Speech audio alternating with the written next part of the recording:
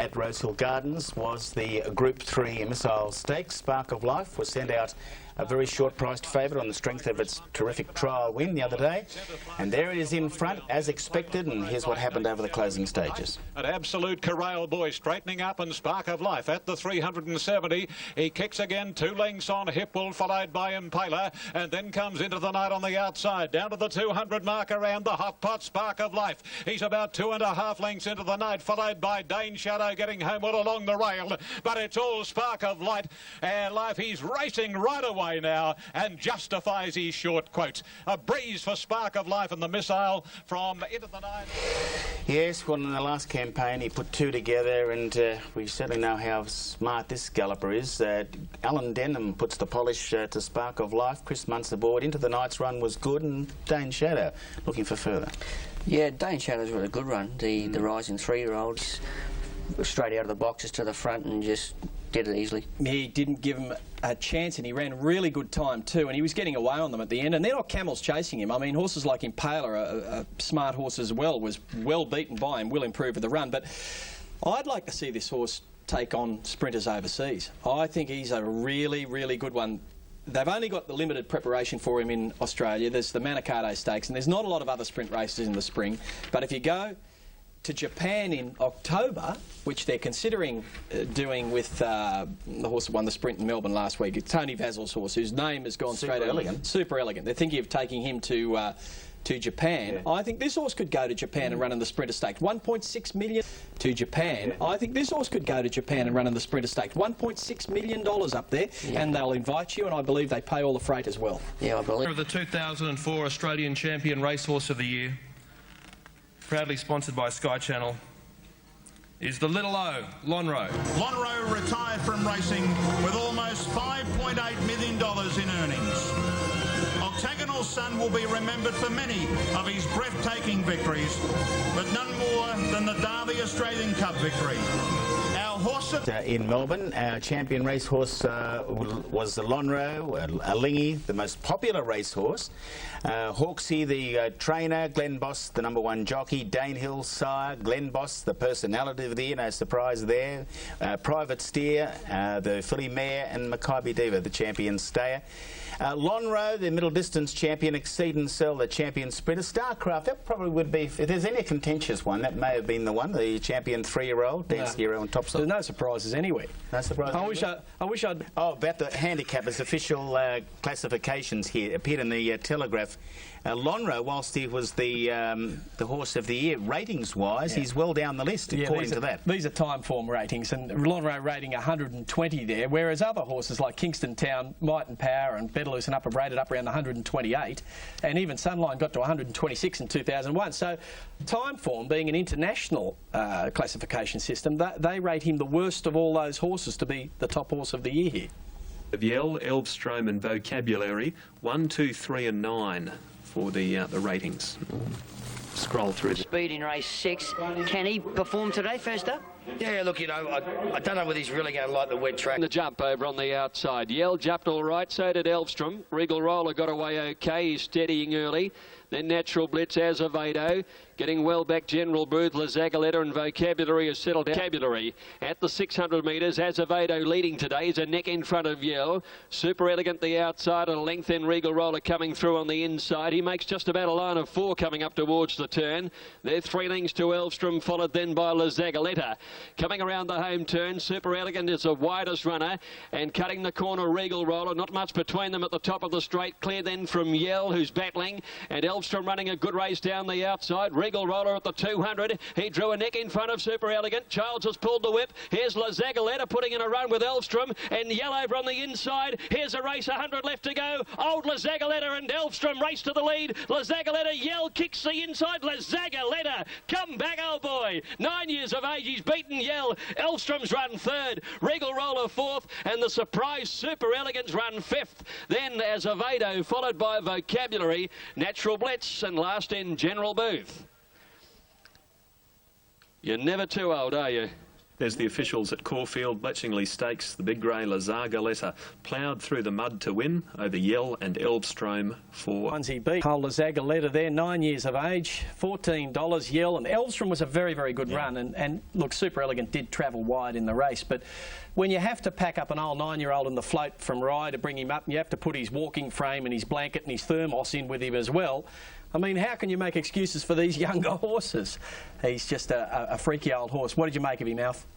Oh, look, the effort was fairly good. Look, they went steady early, and we all know what heavy tracks can be like with the horses up front. They don't get back. Dance Hero is a rating special. Charge Forward, Fastnet Rock and Savabeel, 1, 2, 3 and 4. Fastnet Rock would probably lay claim to one of the best maidens in Australia. Very good horse, but he had and 2 with the numbers. The Unitab first 4 was 2,200. And the field in the San Domenico is set and ready to run. Dance Hero jumped like a rocket from the inside and leads Charge Forward a length. Fastnet Rock now going up into second posse. Charge Forward third. A little over a length then coming Braveheart and nearly 2 lengths to Savabeel. Four to Braveheart and 3 lengths to Savabeel. This is the order running to the quarter. Muntz allowing Dance Hero a little bit more rain, and he's easing Dance Hero about 5, 6 horses away from the inside rail. He straightens up a length, the 3 parts of a length on Fastnet Rock, running a big race. A length and a half to Charge Forward, and the other pair are beaten off. Dance Hero, the leader, coming to the 220. Shakes him along, Chris Muntz. He's 3/4 Fastnet Rock, running a mighty event, and so's Charge Forward. Here's Beatman on Charge Forward after Fastnet Rock and Dance Hero. It's Charge Forward and Fastnet Rock coming away to fight it out. Fastnet Rock looks as though it's nailed Charge Forward. It could go the other way. It's very close, and third was Dance Hero. Followed home then by Savabeel and Absolute in the field, Braveheart. Well, the outside horses made a big dive. Charge Forward on the post. He might get this. It looked to where I stood as though the navy of Fastnet Rock might have got there, but looking at the replay, it looks like the other horse has got it. Sting 57. Number 2's got it. Number 2 has got it. Boy, I'm just looking at the finish links here. Oh, boy, oh, boy. It is an absolute 16th of an inch. Number 2 has got there. Nice return over Fastnet Rock. He remains a maiden. He's won over $300,000, Fastnet Rock. In the San Domenico, Ron, you were there yesterday, the track. Yeah, the track is just not acceptable, Graham. Look, we haven't raced there for 7 weeks. I think Brian spoke to most of the jockeys. Look, they weren't happy. It's still that problem they've always had, that the grass doesn't seem to be rooting well, and the horses just seem to be... No things about grass. That track should be Kikuyu, as Warwick Farm is. Warwick Farm is brown. That's normal this time of year. You sow it with winter grasses. They're slippery, they're shallow-rooted, they don't take root down in the deep subsoil, and bang, that's why you have a shitty track. Just an update on that. An ultimatum issued this morning by John O'Shea, trainer of Charge Forward. He said if the meeting is to go ahead at Randwick on Saturday week, then Charge Forward won't run. He had muscle seizure after the race. He was slipping on the ground, and he's serious. He won't run Charge Forward at Randwick. He'll look towards the Ascot Vale Stakes in Melbourne. Charge Forward was having a cold sit behind them and was always going to finish off hard. You know, look, it was a great race, but I wouldn't give up on Dance Hero. He was softened up here, and I wouldn't sack him yet. Great run by Fastnet Rock. He confirmed he's the best maidener in Australia. And Charge Forward, well, he's just got a beautiful action. Look at him here. And Darren lifts it over the line, doesn't he? He does. So interesting. He does. You're right. Doesn't pull the whip, but what he does in this stride here, he gets the full stride. Darren gets down on his neck and pushes his neck down. It was a winning move. Yep. Look, I think you're right about it. A few sponsored by Seppelt Wines at the Valley. 7 Dilly Dally over 4, 6 and 8. 7, 4, 6 and 8. Horses in the enclosure for the 6th event. And Mystigic on Karakatsanas, $7.80 for the McEwen Trophy, race 6 at the Valley. Once again, Greg Miles. Happy over the 1,000 metres. Move on the inside. Titanic Jack got back as well, and Edgston bounced out and led reactive. Mystigic a length away, third on the inside. Lethal lead driving on out wider. A length further back is Abthus Titanic Jack. Edgston has the lead, but not a huge amount of speed by a half length reactive. Lethal Lee third the outside. One Mystigic fourth on the rails from Dilly Dally Azevedo. 2 lengths further back is Del Zao. Abdallah's are back behind him in the middle of runners, and Titanic Jack on the outside. Edgston coming around around the turn at the 400 by a neck from Reactive second. A length and a half away is Lethal Lee scrubbed along, and then Mystegic, Dilly Dally and Azevedo as they swing around the turn. Edgston is the leader, but coming after it is Reactive on the outside. 2 lengths to Lethal Lee, Mystegic, and next is Dilly Dally. Still Edgston in front with 100 to go from Reactive, who's driving on the outside. Edgston in front, big odds performance this. Edgston wins it, half a length Reactive, 2 lengths away, either Mystegic or Dilly Dally a photo. Then Delzeo, who worked home okay from Azevedo, Lethal Lee. Back at the end of the field is Titanic Jack. Abdullah, ridden away from the pace, has run last. After today, if he's able to win, have you got any plans for the horse? Yeah, I'll step him up then, probably. Well, Spark of Life, the one, a rating special. It's event worth just under 150. Won a special, 8, 7 and 2. Horses in the enclosure, and the Spark of Life is the favourite at 160 in front of Into the Farm, not too far away. Algo's 1 Massendora special over 3, 5 and 7. Links away. Racing, Outback Prince threw his head in the air, missed it by 3 lengths, and Spark of Life flew out. Oh, Outback Prince wants to pig root. Oh, he's in a piggish frame of mind. Spark of Life by 2 Century Kid. Behaviour tailed off past the 750, and it's Spark of Life scorching the Rose Hill turf. A length and a half Century Kid. 3/4 the outside is Chester County. To Sumai next, followed by Into the Night, making up some ground, and then comes 4 Valor. Elton John is hanging noticeably, and Outback Prince another 6 lengths away. Chock full of action, the Premier as they round the corner, the hot pot. Spark of Life is the leader, and this brilliant speedster straightens up, and at the 350 leads to Chester County. Century Kid to Sumai, followed by Into the Night, and then 4 Valor. Forget about the 3-year-olds Elton John and Outback Prince, but Spark of Life, he's in full flight down past the 150. Spark of Life, 2 Into the Night, then Century Kid, but he's a great horse. Spark of Life toys with him in the Premier. Second, Into the Night, and 3rd Century Kid, and 4th Chester County. Then Elton John, 4 Valor, followed by Tasumai, and Outback Prince was a distant last. Premier Stakes at Rose Hill. Another great win to Spark of Life, Chris Munns. Alan Denham a double, 180, 110 over Into the Night. Century Kid right. Done very good. What's next, mate? You'd probably go for the Manicato, then have a break, I think.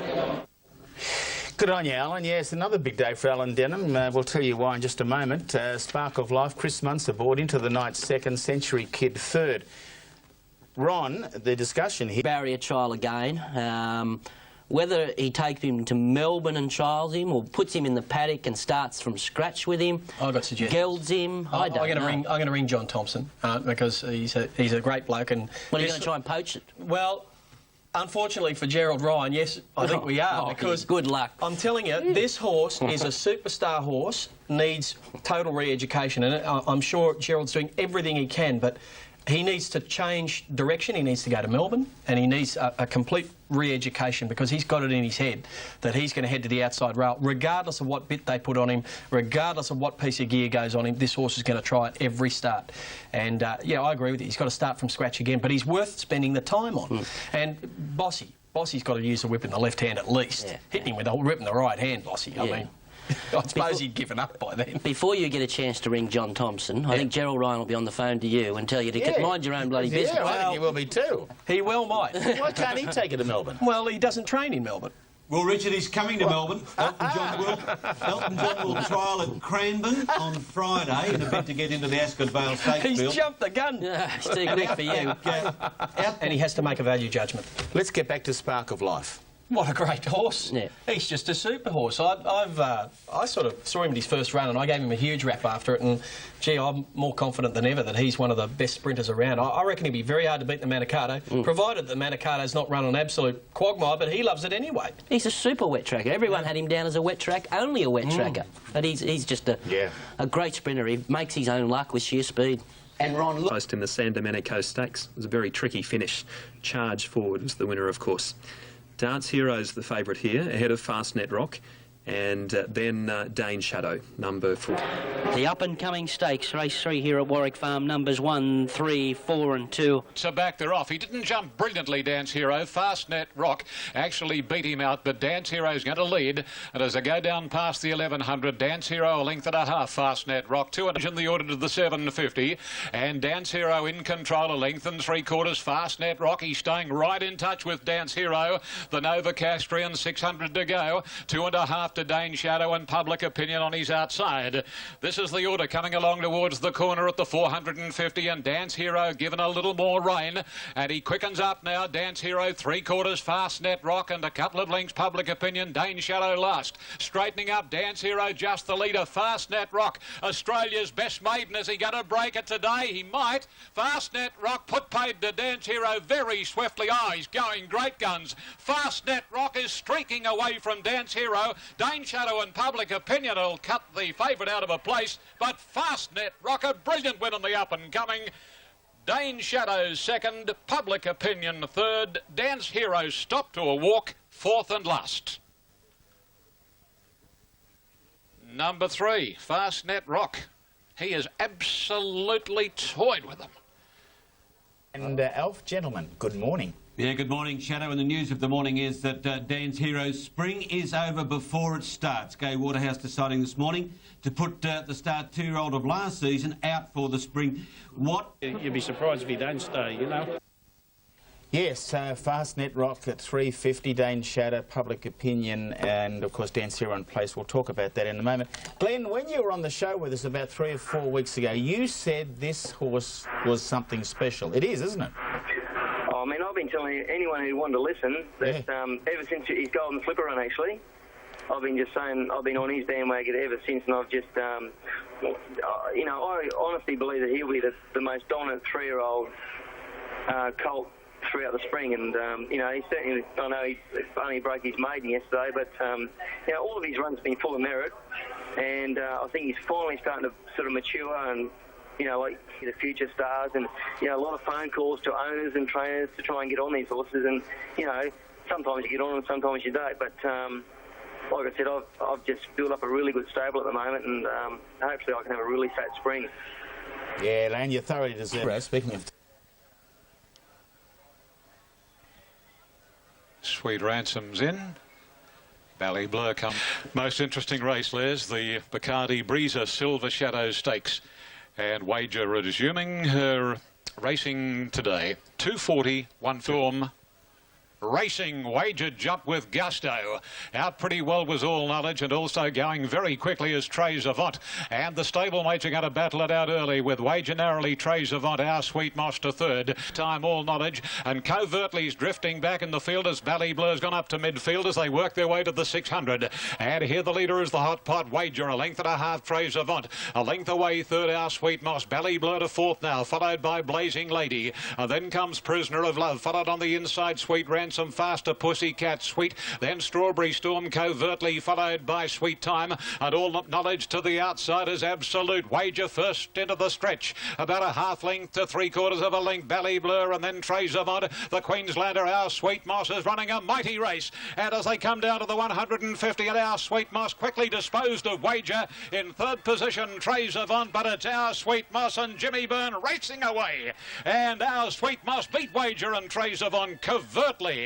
A great fourth, and then Prisoner of Love with Ballyblur, Sweet Ransom, Strawberry Storm, Blazing Lady, All Knowledge, followed by Sweet Times Sweet, and Absolute was faster Pussycat. Well, the tip for... Bernuary was on when he came down to ride Our Sweet Moss for Gerald Ryan, Wager second, Trays Avant third, and the Guy Walters got up as covertly, and we were just talking about, as Michael mentioned, Prisoner of Love. Yeah, look... take nothing away from this winner. She's a quality filly, and she's really a good type. Her size doing a great job. Mossman. Assertive, 8, 5, 9 and 2. And she's all the rage, that very good mare, Private Steer. She's at $1.60. Guy Walter has got a couple of stayers resuming in the Warwick Stakes. Let's find out how they're coming along. He's with Wayne. Guy, the Warwick Stakes got 3 Worry in the Van Miguel Warwick Stakes, and away they go. And So Assertive jumped like a rocket from the outside and has little difficulty leading. Braylock showing a little bit of toe, followed by Ain't Seen Nothing. Not far back is 400 metres, and the leader clearly is So Assertive. A length and 3/4 Ain't Seen Nothing. A length and a half Corral Boy, and a length further back is Private Steer, nice and handy. 2.5 to Braylock, a length and a half further back set up, and a couple of lengths Strasbourg on the outside of Niello, and a good margin Wild Iris in company with one of its stablemate Zingham. They have 600 ahead of them in the Warwick Stakes, and So Assertive. A length and a half Ain't Seen Nothing. A length and 3/4 Private Steer, getting a little closer now. Corral Boy hard at it, then Braylock, followed by Niello set up. Wild Iris, Strasbourg, and Zingham as last. They head around the home corner, and So Assertive, the leader from the word go, straightens up. A length and a half Private Steer, given full bore now by Glen Boss, and as they race past the 200 marker, Private Steer ambled up to So Assertive, headed it off, and away goes Private Steer. What a mighty return by this magnificent mare. Private Steer bolts in from So Assertive, Niello, and then Corral Boy, Wild Iris made ground from Ain't Seen Nothing, Strasbourg, Zingham set up an absolute Braylock, and how good is she? Oh, boy. She's won that on her ear, going 3/4 pace. What do you think of that, Jackie Eves? Jackie watching it with me, won a Metrop on... This brilliant mare, Private Steer, Starcraft, throw in a couple of 3-year-olds like possibly a Lingy, maybe even, and Fast Net Rock, and then perhaps even Northerly into the mix. It's going to be a great race, the Cox Plate this year, if all of those horses continue to race well and stay sound, of course. That would... Head with her now, like what races are in store? Oh, look, she just goes, you know, a normal path towards the Cox Plate. And, you know, the progression in Sydney probably isn't that good, but, you know, we'll drop her back to 1300 and the Theo Marks, and then she can go to the George Lane, which is a really nice race for her. Yes, indeed. Oh, yeah, she's exciting now. 12 from 19, a Group 2 event. And second was So Assertive, and Yellow was third. I tell you what, Michael, So Assertive really set a solid pace. Yeah, he did. He was coming back from a middle distance campaign and had a bit of a freshen up. But look, that was a nice soft kill for the winner. It didn't really get overextended. I mean, getting past anything away from the winner. It was a good top win, but it should have won like that, but, you know, against that opposition. That was her race. You know, she was entitled to beat this field the way she did. So Assertive went out far too hard. Oh, for sure. Look, it was the perfect race for him to just sit up and sprint the last 600 or 700, but he went flat out from the start. This mare was never going to be beaten. She's a beauty. She's not there in the coat yet, so which suggests that there's plenty of improvement there. Wild Iris. How good is he? Is the top rater from Bronze Ruler, Zankel, and Barely a Moment. 3, 13, 15 and 1. Good race this. There's some very handy horses. How good is he? Number 3, trained by Tony Vassell. He's got some good chances this afternoon. It's at 6:20. Down to number 7, Tan Tat Secret, 3 for 3 so far. And Shoot, number 8, trained by Lee Friedman at 8.50. And as we move them up, we find Zankel, number 15, is at $4.80. Yeah. Was a Bendigo maiden back in February of this year. So he went from a Bendigo maiden, and then they put him in the Group 1 size at Flemington. He was beaten about 1 3/4 lengths. He'll jump well and drifts back soon after the start, though.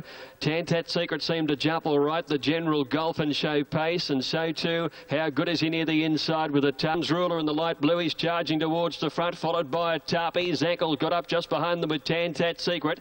Then Ulysses Wondanorum, Squad and Calorifica well back, followed then by Barely a Moment as they sweep around the turn. Shooters second last and Kaliningrad last of all. Round the turn, how good is he the inside, and Golfin from the General under pressure. Bronze Ruler wide, Zankel needing a run right behind them. Special Voyage down near the inside. Tantat Secret pulling out wide. Zankel gets the run at the 200. Special Voyage on the inside, tackled by Golfin and Zankel. Tantat Secret coming down the outside strongly. Zankel and Special Voyage come clear from Tantat Secret. Zankel put the head in front. Special Voyage kicks back. Zankel has the head clear. Zankel beat Special Voyage ahead. 2 lengths to Tantat Secret third. Shoot running on well on the inside, and Barely a Moment out wider. Next squad, the Weakening Golf and Bronze Ruler Ulysses, followed by behind these to finish in the race was Kistadan, Kaliningrad and Danorum, and they're trailed further. Zank's in now at Caulfield on the Vane Stakes. Zankel, Special Voyage and Tantat Secret. 15, 16 and... Brian Mayfield-Smith, what a strike rate. Zankel, Brian Mayfield-Smith, ridden by Stephen King. Well done, Stephen. Special Void second and 10 Tat Secret was third. You'll notice that I was about to give Stevie a big rap for this ride. Oh. I looked at this race first, then when I saw his ride, the other one I blew up. But this was a great ride because he raced tight between runners. He was always under pressure to hold his ground. He was a little bit held up when he straightened up, and he just eased it to the outside and finished the race off quite nicely. This horse got beat 4.5 lengths behind Wildly at Caulfield 2 weeks ago. And Special Voyage ran in the same race as it, so that form's been franked a bit. But yeah, look, all honours with the... Girl, Golden Pedigree and Laura's Charm, 1, 5, 8 and 4. She's a great filly, but she's not the favourite at this stage, Alingi. She is being shaded by Tani Girl, number 5, $3. Only just, though. Alingi at $3.20. And then Lady of the Desert, number 3 at $8.70. That's for the fourth at Caulfield, the Quezette Stakes, and it's due in about 15 minutes. Welcome back to Caulfield, one of the more interesting races of the day. They're set racing. Lingy didn't jump at all well. Tani Girl away fast with Ballet Society, Grandma Gertie, Golden Pedigree and Glasnost got away quickly. As they settle down, let's see Alingi's drifting back. She's about third or fourth last by Find the Cash and then Find Kaz. Alingi second last up towards the turn and Lady of the Desert last of all. Up to the bend they race at the 500 metre mark. Ballet Society deep on the course, a neck in front of Tani Girl. 1 length Dawn Almighty, Grandma Gertie, 2 to Glasnost, Courtney's Cuddles, Miss Draw Card. They were followed by then Laura's Charm along the inside. Alingi still second last. Tani Girl takes the lead at the top of the straight now. Tani Girl leading narrowly from Ballet Society, running a big race. Grandma Gertie switching over towards the inside, and the Lady of the Desert, Laura's Charmer, along the rail. 150 metres left to go. Alingi storming home, but is it too late? Grandma Gertie and Tani Girl. Alingi is swapping them. What a filly, what a comeback. Alingi grabbed Grandma Gertie right on the line. That is a magnificent victory. Either Lady of the Desert or Tani Girl have got the third, and they were followed then by Glasnost, Laura's Charm, and further back in the field to finish then was Fine Kaz, followed behind those then by Golden Pedigree, Find the Cash, Dawn Almighty back at the tail end of the field, followed by Courtney's Cuddles, who's second last, and Miss Drawcard is last in. A stunning return. What a win that is.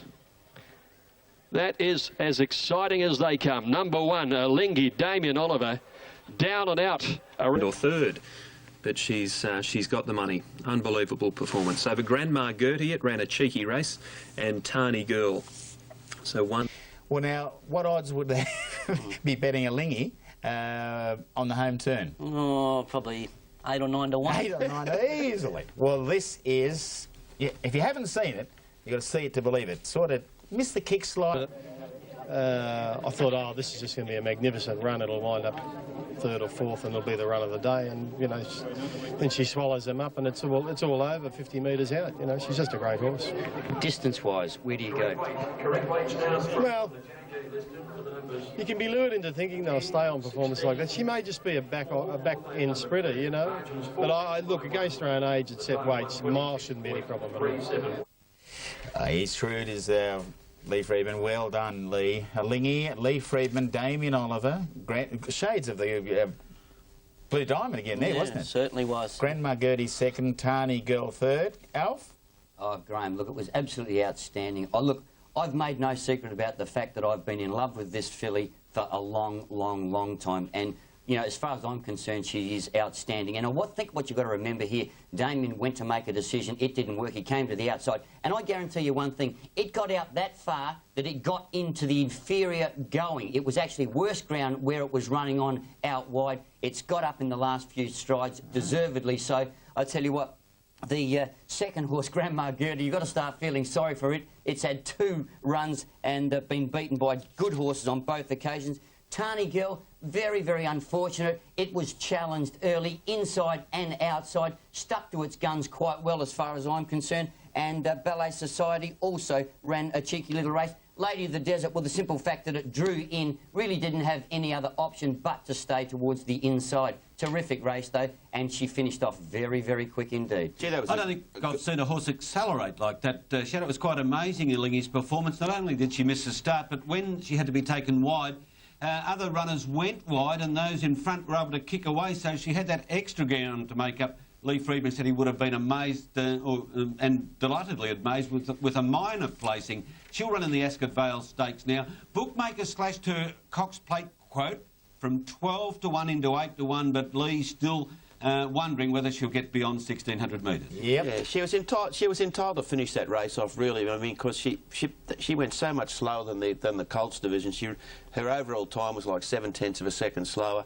She sat back at the look, I'm not bagging the win, don't get me wrong, but she sat back at the rear of the field, had a complete blood. She just peeled to the outside when they straightened up, and she sprinted past horses that had done plenty of work and gone hard.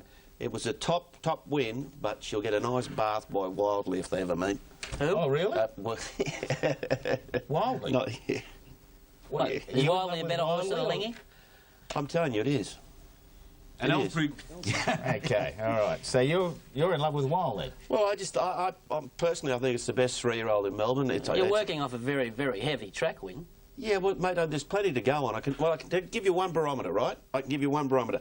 When Wildly won at Caulfield 2 weeks ago, Strikeline won on the same day. I know this is a little bit big. Wildly ran 1.4 seconds quicker over the same distance than Strikeline, winning its race. Strikeline won again yesterday. It ran 1.5 seconds quicker than a Lingy.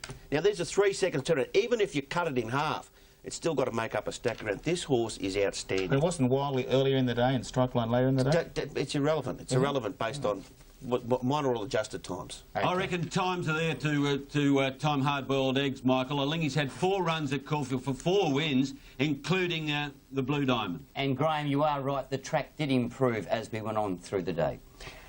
That computer of yours is riddled with virus. Oh, I'll tell you what I'll do with you. When and if they ever meet... Norton's antivirus. Just run that through your computer. When and if they ever meet, you can match race against on each a other. dry track? As much, whatever you like. Cement track, I don't care. I agree Wildly's win was stunning, but it was just too good to be true. It was just he glided through the mud. Mate, he's got plenty on him. Well, judging on yesterday, it does have... And we've got La Zagaletta coming in as the top rater. Super Elegant, Elvstrom and Amtrak. 4, 2, 12 and 16.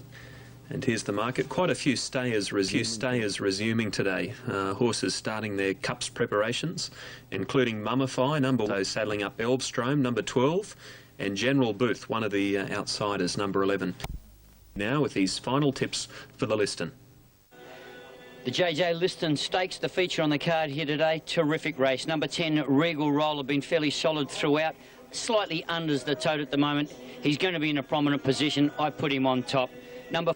La Zagaletta jumping fairly, Cut the Cake is out the back, and Super Elegant straight out looking for the lead ahead of Amtrak and Regal Roller, who's quickly up on the outside, and they lead from... And Regal Roller has the lead by a length. Super Elegant, happy to see him in front, and he sits second. Amtrak is third, a length to Roll on Royce. La Zagaletta getting up on the inside of Mummify. Wonder Elvstrom caught out 3 wide around Zachello. They're followed by Hard to Get, and well back is Cut the Cake, trailed by General Booth. Natural Blitz in the centre. One further back is Grey Song. Hugs Dancer second last, and last on the outside is Zasman. Regal Roller, the leader from Super Elegant, coming around the home turn. 2 lengths to Amtrak, and they're followed then by Roll on Royce as they swing around the turn, and then came La Zagaletta. Regal Roller stays on the fence. Super Elegant comes out wide looking for the better ground. Amtrak and La Zagaletta are coming home. Regal Roller shot away though, and he put 4 lengths on Super Elegant. Amtrak, and then came La Zagaletta, but look at Regal Roller go. He's racing away to win the JJ Liston by about 4 lengths. Amtrak is second, La Zagaletta third, Super Elegant Awakening fourth. Then came Elvstrom on the outside running another good race, followed by Hard to Get, and back behind those to finish Hugs Dancer ran on okay. From Cut the Cake, Mummify, Zachello, Grey Song, then Roll on Royce and well back General Booth, Zasman, and Natural Blitz was last of all. He left them standing when he accelerated Regal Roller. A great ride. Brilliant win to number 10, Regal Roller. He led all the way. Flaherty pinched a little break on them by hugging the rails around the home turn. Yeah, he's referring there to Mark Flaherty and Clinton McDonald. For those who don't know, that's Ross McDonald's son, and he's a very smart young trainer. Going places, Alfie? Yeah, he certainly is. Really done a fantastic job with this particular individual. And look, I'll tell you, I've got to give 10 out of 10 to Mark Flaherty here. He got it right. From gate 12, he gradually rolled forward, nice and steadily, took up the running. They absolutely walked through the first 600 and 800 metres. Was smart enough to copy him in the upcoming race, but a terrific performance. Amtrak, had it have perhaps stayed closer to him, apart from then coming out, I think it would have been a little better for it, would have finished closer. Lazagoletta, I thought, was very, very game in defeat, and also a little horse called Hugs Dancer was just finishing off quite nicely, but overall a good race, take nothing away from the winner. And Mummified, I don't know what you think, but I think he's the right horse at the right time because we really don't have any depth at all in our sprinting weight for age horses here. Well, the beautiful part about him early, and I'm surprised they bet such good odds. Yeah, I think Ellison's run was quite good too. He covered a lot of ground and got into trouble when they straightened up, and he did hit the line quite nicely. But I was just going to... For the big one from New Zealand, the Mudgeway Stakes, it is race number 9. Starcraft, the top rater, Irish Rover, Sedecrum and King's Chapel, 9, 4, 7 and 8. And we've also got the New Zealand figures here, so you can see what they're backing in New Zealand. They've got King's Chapel, their very smart horse, at 5.50. That's where the overs are on the Australian TAB. Starcraft is 2.90 in New Zealand, but obviously being an Australian horse, he's got a huge following here, and he's well into the red on the Aussie TAB. 1,200 metre race coming up from Eagle Farm. Hopefully we can avoid a clash situation here. We've got the big Group 1 from New Zealand only 5 minutes away and hot on the heels of the Eagle Farm. New Zealand for the Mudgeway Stakes. It's now for the running of the Mudgeway Partsworld Stakes Group 1, 1,400 metres. First of the 3-race series. The racing in the Mudgeway Lashed was very slow out of the gates. Kainoe Bell went back, as did Belmuse. Miss Potential came away fast. Kalamata is going straight up, and Miss Potential taken on by Kalamata. Then we have over on the inside Burglar and King of them All. Rosina Lads, 3 outers working forward, and then Cedar Manor getting a card into the race. Irish Rover one off. Sedecrum the inside. Starcraft looking to get out and around. Runners held in a pocket by Penny Gem. King's Chapel, Ben Sparta behind them, Belmuse, Kainoe Bell, and then Surprised, and Lashed was last as they turn in the Mudgeway. Miss Potential against the inside, she found a bit. Kalamata on the outside, trying to get on terms for Katie Hercock. Miss Potential is fighting for all she is worth.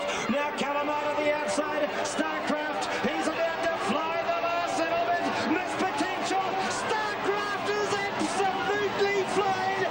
Amazing performance. Starcraft has got it from Miss Potential, and then I think Kalamata, Rosina Lad behind them, Cedar Manor, King's Chapel. They were followed through by Belmuse, Lashed, Irish Rover, then King of them All, Sedecrum, Burglar, Penny Gem, Surprise, Kainoe Bell, and Ben Sparta. Unbelievable, he couldn't win. He got up from the dead to win. Miss Potential had them all shot to bits halfway down. And then Lethanus has let this monstrous chestnut let down the last little bit, and boy has he picked them up in unbelievable fashion as we watch the replay. A very special performance. Yeah, that shows how good the horse is today. To come back and do this today, first run back, fantastic. It's just all ahead of him now. Your thoughts during the race? I mean, he was... About 4 runs this campaign. He's about to fly the last little bit. Miss Potential, Starcraft is absolutely flying. Amazing performance. Starcraft has got it from Miss Potential, and then I think Kalamata, Rosina behind. Yes, there is Gary Newham. Quite breathtaking indeed, and was, of course. The race was run almost exactly as I thought, with Miss Potential getting away in the front. Yep. And in her last run, she'd run 34.30 for the last 600, and I thought if she was going to do that, yesterday, then it was going to be hard for us to catch her anyway. And so naturally, I was thinking that we were going to run second, really. There wasn't a whole lot of pace up front. She wasn't really pressured in the lead. No, and when you were on the corner, you're in about 8th place, and you had to shoulder Penny Gem out of the way. I'd basically given up on your winning then, but gee, reeled off a final sectional, Paul. I don't know what he ran, but yeah, that's exactly what you're saying, right? The pace was off and on, wasn't it? And he gave her every opportunity to finish off and disadvantaged him a bit. But he is a nice horse. Gary Newham's a good trainer too, mate. Excellent. Paul, what's the plan with him now? Look, how many more runs before the Cox Plate? Do you stay in New Zealand? Do you come back to Melbourne? Or how many more runs do we see him have before the Cox Plate? He'll have the same number of runs as I said early, but we won't come back with him. Right. We'll stay there for the Group 2 on the 18th, and we'll go to the Kilt, just as we were going to go to the Kilt before. But what we were really doing, Ronnie, was we were going to come back for... Would race overseas, maybe the Japan Cup, maybe Dubai? He won't go to the Japan Cup because it's a mile and a half, and I don't want to run him over a mile and a half. But I'd love him to go to Dubai, you know, and run in one of those, the dirt one or the grass one. We're watching him here now. This is one of the shortest straights in racing. It's only 380 metres long. So this finish is unbelievable, isn't it? Warehousing and distribution stakes of 1100, but we know it as the Concord. Woodson is a rating special. Star of Florida, Tycoon and Fuadi, 8, 1, 2 and 5. Some very good sprinters here, including Tycoon, who ran second in the Galaxy Stakes last campaign. Let's hear from his jockey, Darren B. He's a very fast horse, Tycoon. He's had 2 barrier trials since coming back into work. He's won them both. His last start, he ran second to one of the best sprinters.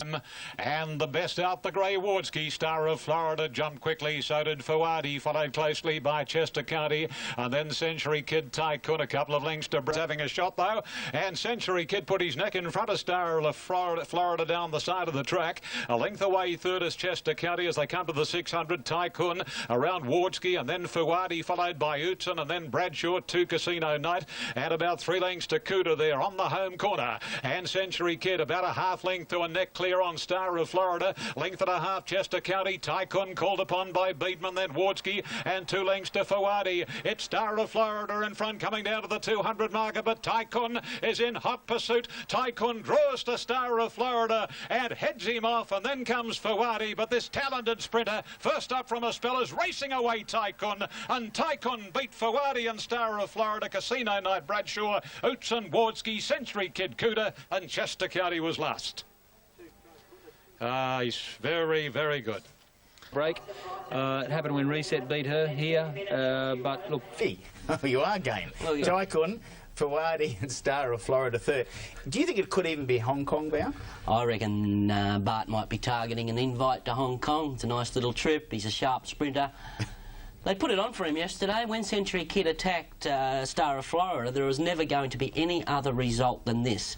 Look, he just wandered a little bit under pressure there, but look, far too good. He run time.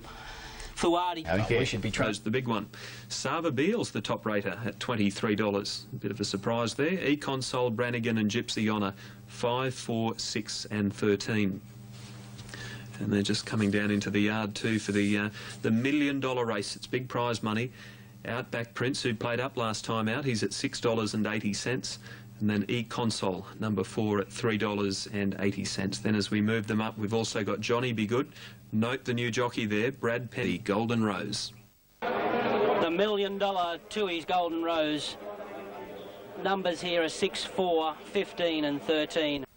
Racing this time, and immediately Doonan went back, and the first at Almaher commencing quickly. Brannigan, Lieutenant, is right up there. Samboy moves into 4th position, a length and a half further. Samboy up to 2nd, a length and a half to Outback Prince 3rd, and Almaher wide out 4th. Followed over on the inside, Lieutenant, a length to Zavenska, a length and a half then to Doonan. Parked on the inside of E-Consul, Gypsy Honor, Johnny Be Good, come in Spanner, then Wenceslas Square, followed by Savabeel, and well back on the run is Commandments, and Dancing Bridges is last. In the Tui's new Golden Rose, they're heading to the corner, and Brannigan is the leader by a half to 3/4 of a length on Samboy.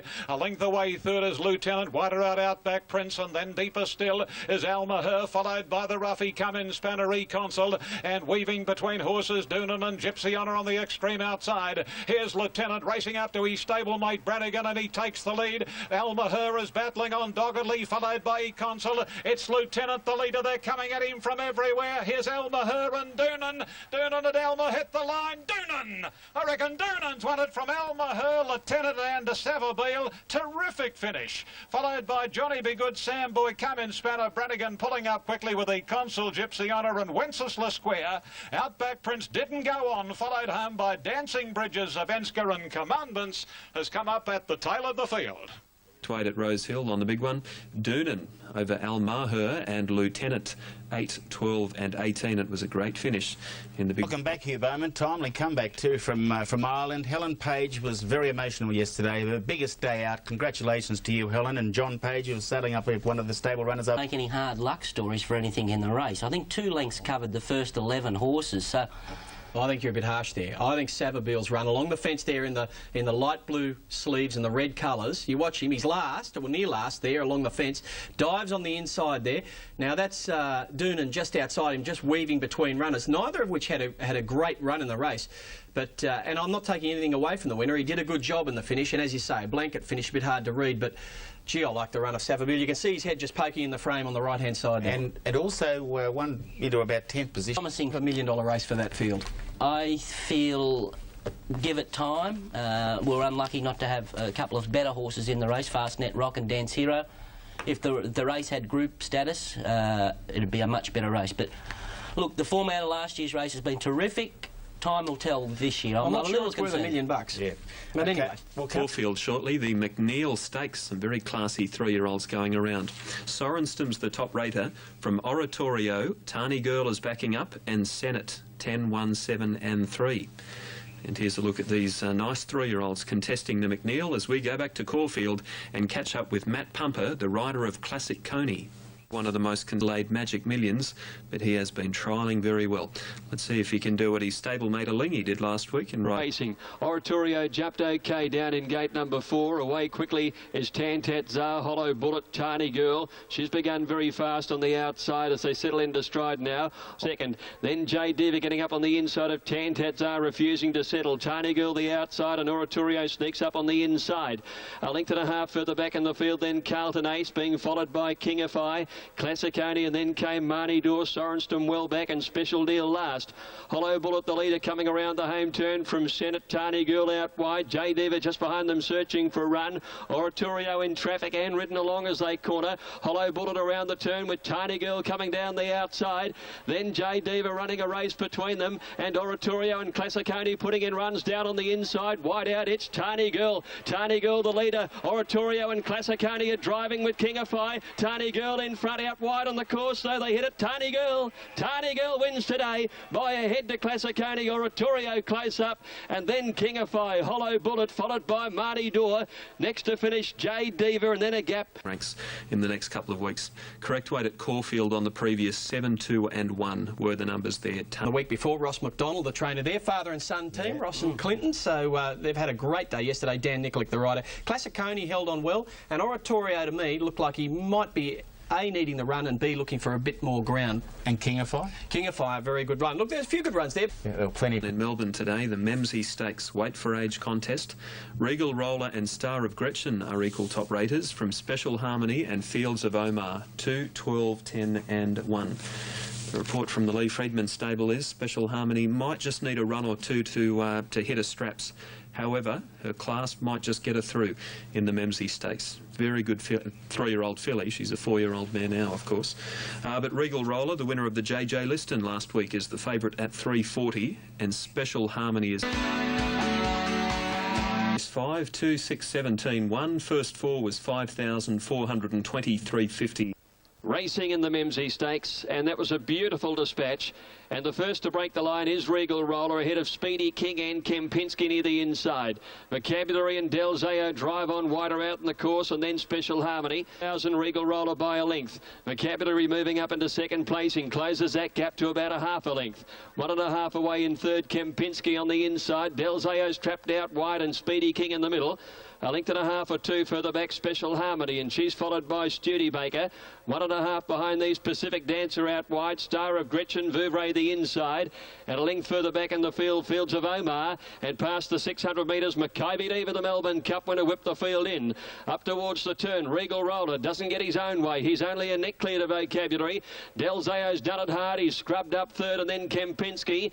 Special Harmony pulling to the outside, and then came Speedy King. They corner now. Regal Roller has that kick, and he moves away by a length and a half. Vocabulary under the whip. Then Del Zao, Speedy King, Pacific Dancer down the outside. Special Harmony Harmony battling in Fields of Omar deep out, but Regal Roller, again he shot away from them. Pacific Dancer, Del Zeo are finishing fairly well, but it's all Regal Roller, and he won well. Regal Roller by 3 lengths, Pacific Dancer. Del Zeo grabs third, Mackay Diva a beauty along the inside. Fields of Omar ran on well. Then Speedy King. They were followed further back by Star of Gretchen. Behind her is Studebaker and Special Harmony, who's knocked up.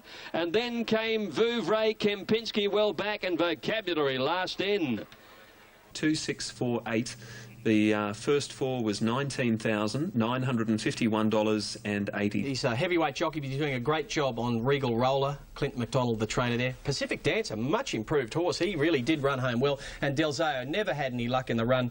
A very, very promising third with Mackay Diva sort of rattling home along the rails in fourth. I think it's a pretty high-quality race, this. I think a lot of these horses that have finished behind Regal Roller are a bit lacking in fitness, and there's going to be some big improvers. What do you think, boys? There's no question about that, Richard, but the thing about Regal Roller, Mark Flaherty hit right again at about the 200-metre mark that puts it beyond doubt. Look, the second horse there, Vocabulary, well, it was absolutely disgraceful. Something's gone amiss with it. Raced pretty much... Look, I didn't really like the look of it in the yard. Yeah. I was a little bit disappointed, but your horses like Pacific Dancer that maintained a little bit of residual fitness from the Grafton Cup, it was a huge run. The ground that it covered, and to finish off the way it did, I tell you what, it's got a future. Yeah, I'll feature as well. Keith, have you got any news on Vocabulary? Yeah, she may have even run her last race, Shadow. She was a bit distressed. In a handicap somewhere. This is one race that we will be looking back on. I think that's a high-quality race. I'm surprised Mackay Davis ran so well with the weights not out for the cups yet. Yeah. And Ron, can I tell you, looking at Bolton area, she can win another cup. The weights come out on Wednesday. She had 51 last year. Good on you. Did you enjoy all that? Oh, yes, that was all very helpful. Sydney's on the way. The Roman Consul Stakes, Charge Forward, Fastnet Rock, Starcat and Golden Fox. 1, 2, 4 and 5 for the ratings. It's only a field of 6, but a very interesting race. $1.70 for Fastnet Rock. Now from the Roman Consul, Charged Forward's been the big shortener. Number 1, he's into 280. Gates are back and they're off. Golden Fox was best to begin. Fastnet Rock came out pretty well. Charge Forward not far away. And Starcat is zooming up on the inside from Western Bow on the outside of Picket Fence. To Charge Forward on the outside as they run along past the 650, and Starcat the inside is shading Golden Fox about 4 or 5 lengths away. Next is Fastnet Rock being pushed along a little by Boss now. Then Western Bow, Charge Forward, heeled along by Beedman to try and make up ground, and Picket Fence on the rails is last. They're homeward bound. And Starcat straightens up a half length on Golden Fox, and Fastnet Rock being wound up, and on his outside is Charge Forward. Fastnet Rock accelerates now. At the 200 he dashed to the lead. What can Charge Forward do? He's making no impression on Fastnet Rock, and this terrific colt from Newcastle streaks away from Charge Forward. Another big win to Fastnet Rock. Second, Charge Forward, Starcat third, Picket Fence the rails, Golden Fox and Western Bow the last couple. How good is he? Oh boy. How good is this fella? He has absolutely beaten them on his ear. And heels to the line. 4 and 6. Another brilliant run by Fastnet Rock. Now, it's all ahead of Fastnet Rock. The Dubai Racing Club Cup, could it be the Caulfield Guineas, the Cox Plate? We'll know soon. Charge Forward second, Starcat third, Ron? Yeah, look, he's gone from strength to strength, this horse. He just continues to improve out of sight. They're talking about Cox Plates with him now. Well, Glenn Boss, what are you going to do here? You Private Steer and Starcraft, if you're on one of them, look out for this horse with no weight on his back if he continues to improve at the rate he's going at the moment. I don't know that he's improved. Sort of, finds his mark and then takes a little step back. But, I mean, this horse, Fastnet Rock, at his only preparation, he put 6 runs together that were all top-class runs, and he's had 3 runs this campaign, and he's gone bang, bang, bang, and just nailed them every time. Look at him, he's flattening out a lot better now. What did you make of Starcat? Look, I was a touch disappointed on face value. I thought he'd really give... The Furious Stakes for the 3-year-old fillies. Wager, Our Sweet Moss, Bally Blur and Covertly, 1, 3, 2 and 4. And they're just parading. Our Sweet Moss, the Queensland filly, $1.80. And Furious Stakes, it's proudly brought... Better racing.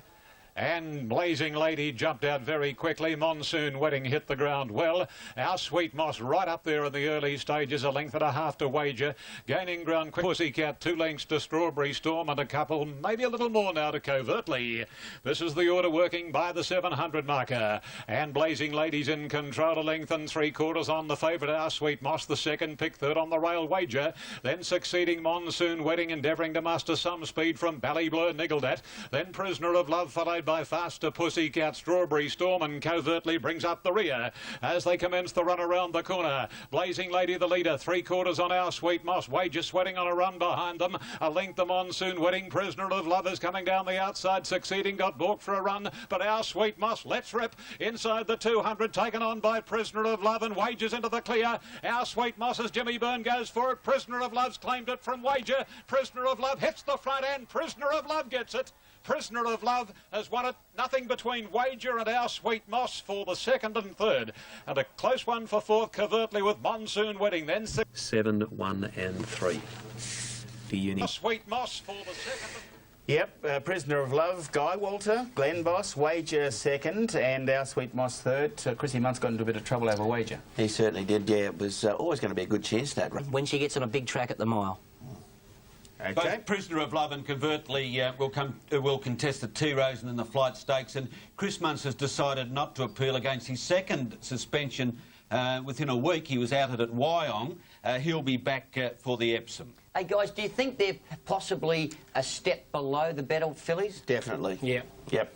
Well, a step below elite. Farm, the Chelmsford Niello ahead of Wild Iris, So Assertive and Another Warrior. 4, 6, 2 and 3. The 7 runners in the Chelmsford, and the favourite is Niello, number 4 at 170, ahead of 3, 10 and 6. The first 4 was 21,000. Racing, immediately Wild Iris goes out the back, So Assertive straight to the front, about a half, 3/4 Braylock. A length away, third Unearthly, followed on the inside Another Warrior, 2 lengths, Niello a half the yard, followed by Unearthly 2 1/2, then Wild Iris parked on the inside of Niello at about 3 lengths to Strasbourg, 600 out, again Muntz quickens up a little on So Assertive, it's a length and a half, Braylock hard ridden as the leader goes 2 clear, then Another Warrior Unearthly, followed by Wild Iris, Niello, and 2 1/2 to Strasbourg. They're on the swing in the Chelmsford, and So Assertive endeavouring to do it all the way. Unearthly in touch with So Assertive, a length and a half to Niello, being called upon by Beatman. He's sweeping down the outside. So Assertive on the inside, Unearthly, and Niello closing in. It's So Assertive kicking back on the inside, Unearthly, Niello, So Assertive and Unearthly. So Assertive just the leader. Unearthly grabbed it, and Unearthly got the Chelmsford. Unearthly, I reckon, has won it from So Assertive and Niello. Close fourth, Strasbourg and Wild Iris, both great runs, followed by Another Warrior, and Absolute was Braylock. Niello 7, 2 and 4 Chelmsford Stakes. Zabeel Unearthly, David Payne, Corey Brown aboard, big odds, So Assertive second, Niello. Beautifully presented, this mare. First up a mile with blinkers on. Good training performance from David Payne, who become an Australian citizen on Friday. Good on you, David. Yeah, congratulations. Look, all the cups, look, Wild Iris, pass, Niello, pass. I like Strasbourg. I thought his run was terrific first up. He made a long... Once they've had a go, they've had a go. Oh, well, he'll firm dramatically now you've said that. Okay. He might well do it. But Go on, give it to each other. Unearthly was a very, very good training performance, because David Payne was originally going to run her in the tramway over 1,400 metres, but he thought that maybe the tempo of the tramway would be a bit stronger and the run would actually be harder for Unearthly, so he switched to the Group 3 Tramway, the Tats Tramway. Into the Night, Gabfest, Sun. Here's what they're paying Into the Night at $3.30. And then we've got Kablamo there, the good horse from Goulburn, $7.10.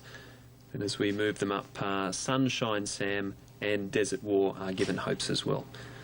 So Into the Night is the favourite. 8 minutes. So nice value there amongst our rated selections. Now they're moving up nicely at Warwick Farm for the... They're off. And Desert War from a wider alley got away quickly. West Country jumped pretty well, and the same for This Man Should. Not far away as Nips as they settle, and then comes into the night. Scabfest and Boreal Sunshine Sam. Another stablemate is there, a length and a half to Honour High, and Conchula whips them in. Along to the 600 in the tramway, and Desert War lopes along by nearly 2 lengths now. Nips and West Country.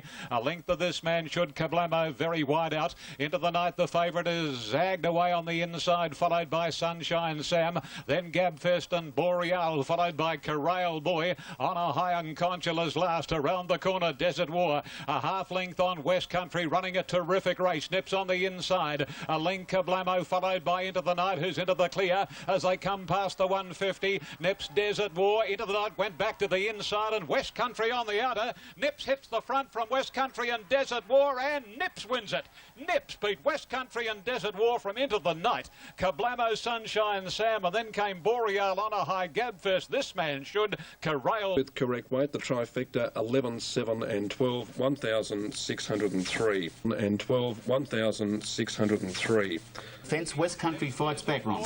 Yeah, look, classic case, slowly run race, barrier 1, Nips, second up. He's got a terrific second up record and lived up to that yesterday. West Country's run was outstanding.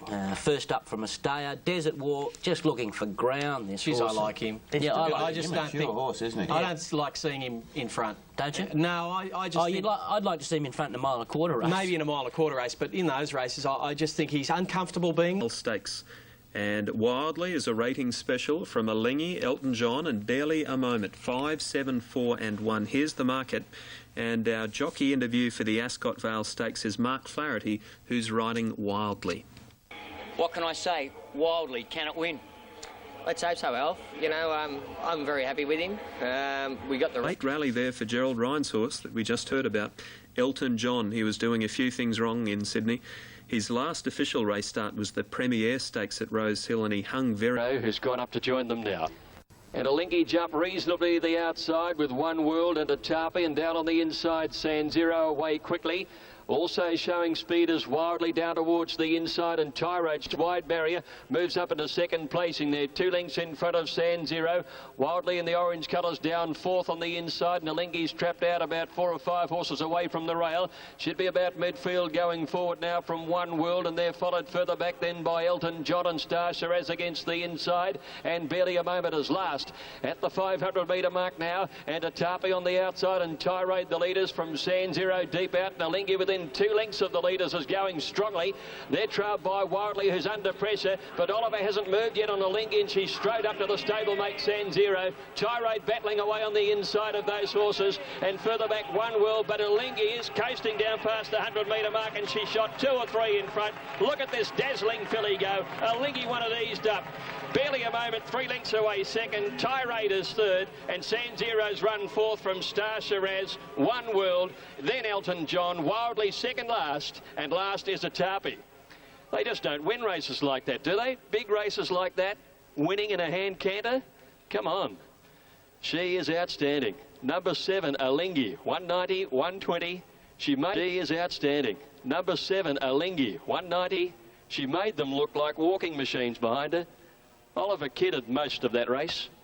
And in the end, she's just outstanding. I mean, she did get the weight advantage today, but it's the first time she's been away from Caulfield, and she's won by, 3 lengths on the bridle. She's a great filly. About an hour. She won easily. Beats Barely a Moment and Tirade 7, 1 and 3. Morning, Richard. Thanks for morning, Ronnie. Sticking the boot into confectioner last week. I doubled the bet. Well, man, good to see you. The wild mushrooms out of the system, are they? We're just wild about our man here. Michael Fraser. Morning, my friend. Well done. Morning, all. That was the call. You haven't been introduced yet. Just wait. I'll come back to you. I'm here to cop it. I'm here to cop it. Yeah, no. I'm with Give it to me. I'll, you've got that. What do you got there? This is... These are the emails that have come in, actually, about Michael Fraser. Just a few of them. I'm going to read a couple off the top of the show, too. Good morning, Graham. Good morning, boys. Let me just start with this one. This one comes from Darcy, who says, please ask Mike Fraser not to express any more of his opinions regarding the relative quality of horses. One. But this one was one of my favourites of the bunch here. To Michael Wildly Fraser. care of Sir Richard Freedman, in brackets, a legend.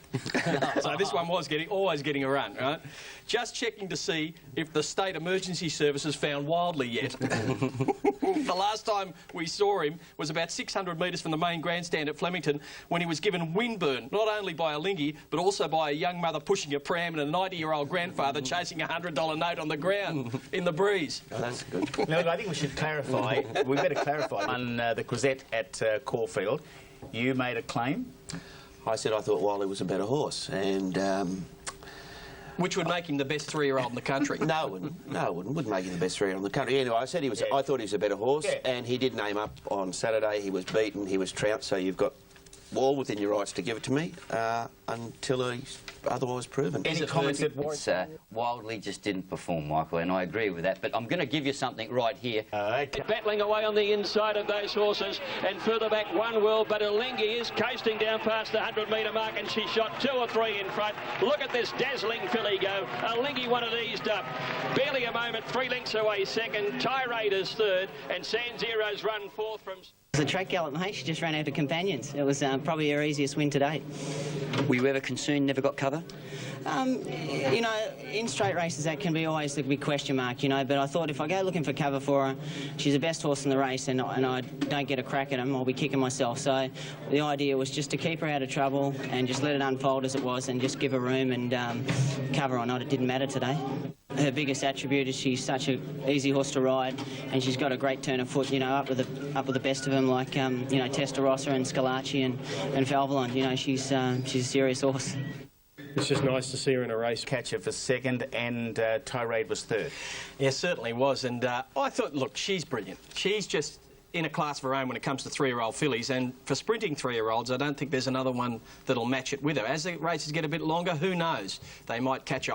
Personally, I think maybe 1,600 metres will see her out, but who knows? They're putting her in the class of Surround now, and Surround, of course, the only 3-year-old filly to win a Cox Plate. I don't think Lee'll press her that far, but here she is. She is just coasting and Wildly. You just don't do that in races like that as easy as that, do you? No, not usually. Look, I don't think it was a stellar surfer. I tried to set up. This is I've gone for galvanised. Michael's got... What? Hey, come on. Hey. He's been smoking the Randwick turf.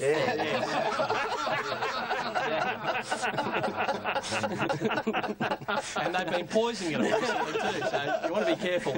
Ronnie barely... The Craigley Stakes, Far Lane and Elvstrom, then Tall Timbers and Zagalia, 6, 10, 9 and 14. We'll be seeing a few cup horses in the next at Flemington in the Craigley. Not much happening with that first bunch. Grey Song's the best of those at 9.70, but as we move them up, the firm favourite is Elvstrom, number 10, at 2 Farm. And that is Elvstrom. He's been a slight drifter on course under the tote at the moment, but look, he's had sufficient racing this campaign to be 100%. I think... Alf caught up with Michael Walker, the rider of Zagalia. And Far Lane dawdled out to the inside, and Elvstrom began a length in front of them. Tall Timbers quickly goes up into second placing.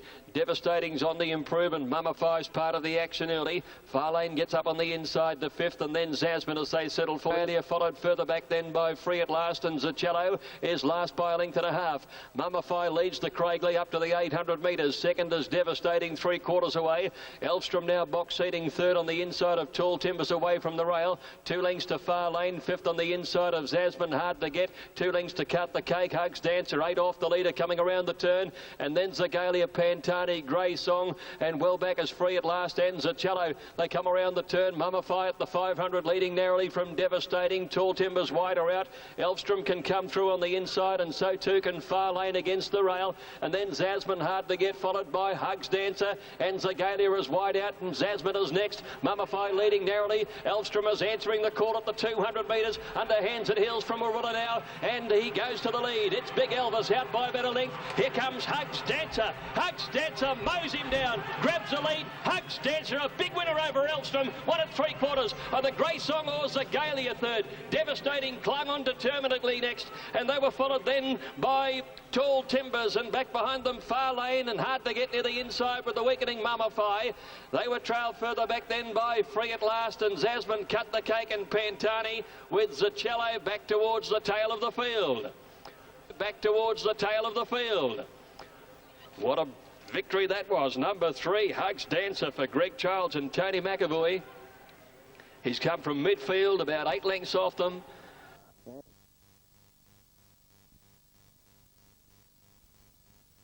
The former English horse who came out here for last year's Caulfield and Melbourne Cups. He's 7-year-old now, and there was a bit of a change of ownership. Some of the McAvoy stable owners bought out some of the former owners of the horse. What a good investment that's proved to be. He stormed home yesterday.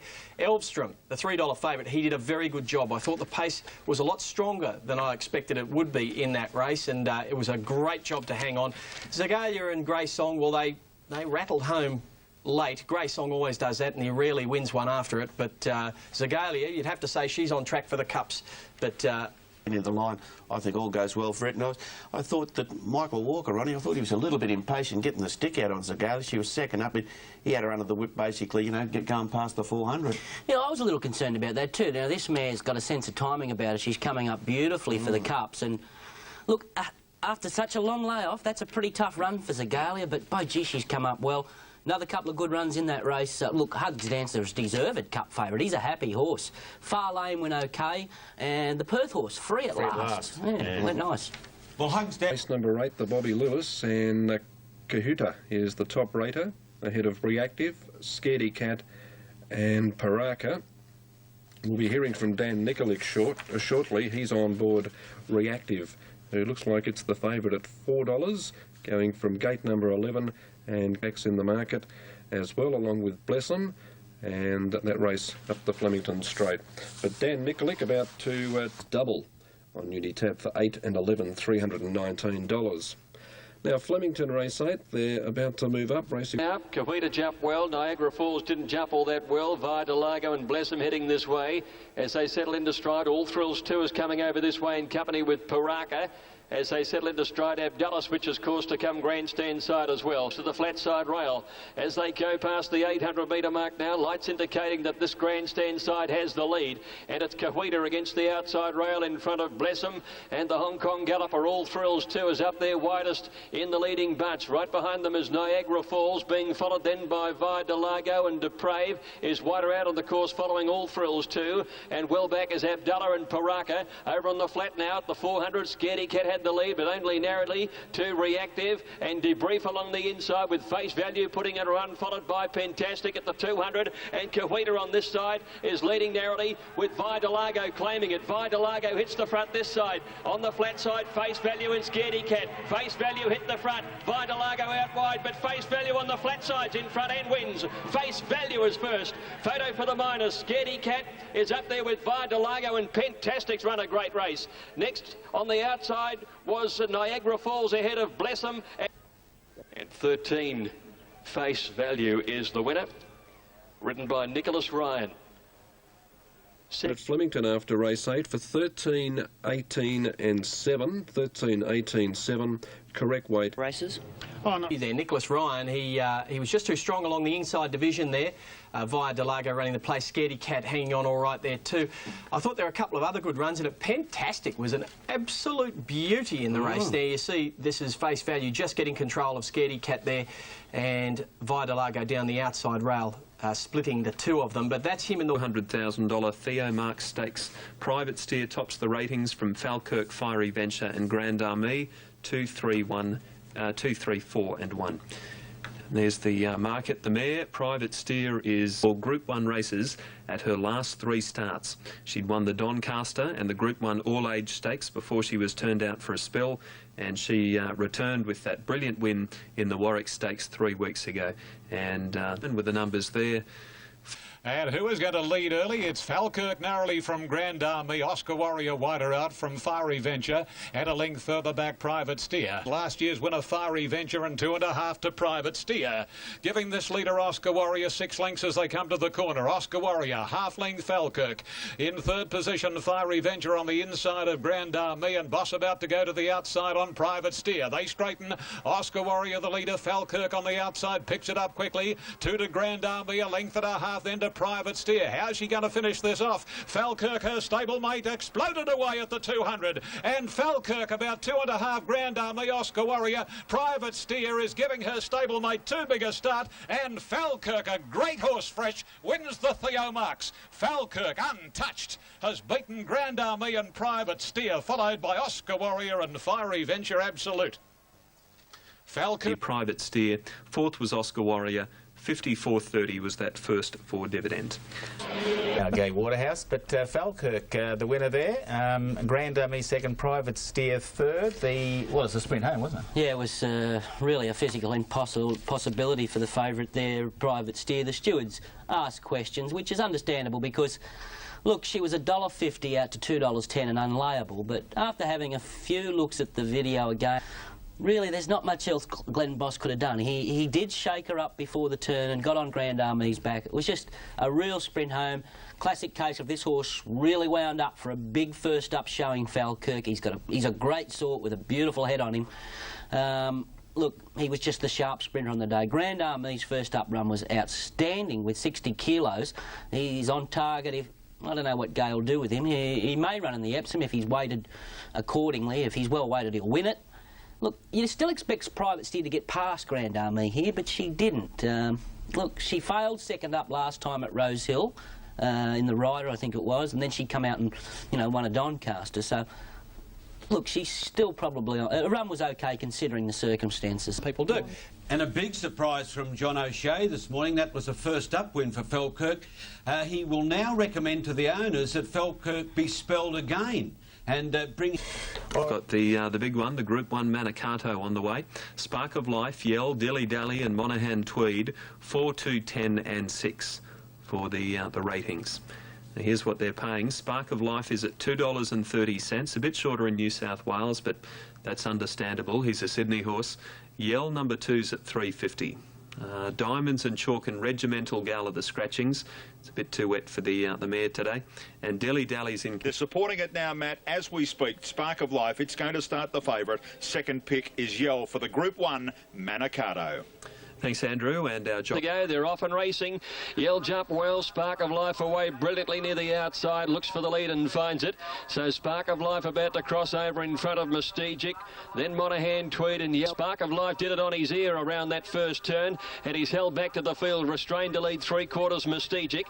Lethal Lee pulling his way up third on the outside. Yell is fourth the fence, and then came Monaghan Tweed. One to Dilly Dally, Danabar, Zip Zip Array a length away, and True Glow ridden along. At the 500 metres, they come before the home turn. Spark of Life a length, Mystegic, Lethal Lee. Yell following the leader on the fence, nowhere to go at the moment, and then came Dilly Dally, followed by Monaghan Tweed. Spark of Life by a length coming around the turn. Yell gets up on the rails to go to second. Then Mystegic, Lethal Lee and Dilly Dally. Now as they swing for home, Spark of Life's been given his head. He leads by 2 lengths to Yell and 3 lengths to Dilly Dally. Spark of Life in front. He's had to go for the whip on him, Nikolic. He's a length and a half in front of Yell. Spark of Life in front of Yell and Dilly Dally. Spark of Life too good for them, too speedy and led all the way. Spark of Life beat Yell by a length and a quarter. Dilly Dally third, and then Danabar, and they were followed in then by Zip Zip Array. True Glow made a little ground, and then Monaghan Tweed, and a long break to Mystegic and Lethal Lee. Yeah, too good for them. Well ridden, used his pace early to cross, and he had a pace early to cross, and he had a few tears in the eye too to win the Group 1 at Moonee Valley with this horse. Yeah, very good horse, mate. Yeah. Was that the way that you had it, sort of? Very strong. Where do you go from there? Is this the end of the prep, or have you got another race in mind? No, he's on the paddock. He's beyond the float in an hour. Okay. Sydney Autumn is where you target it. Do you want to travel him overseas, Al?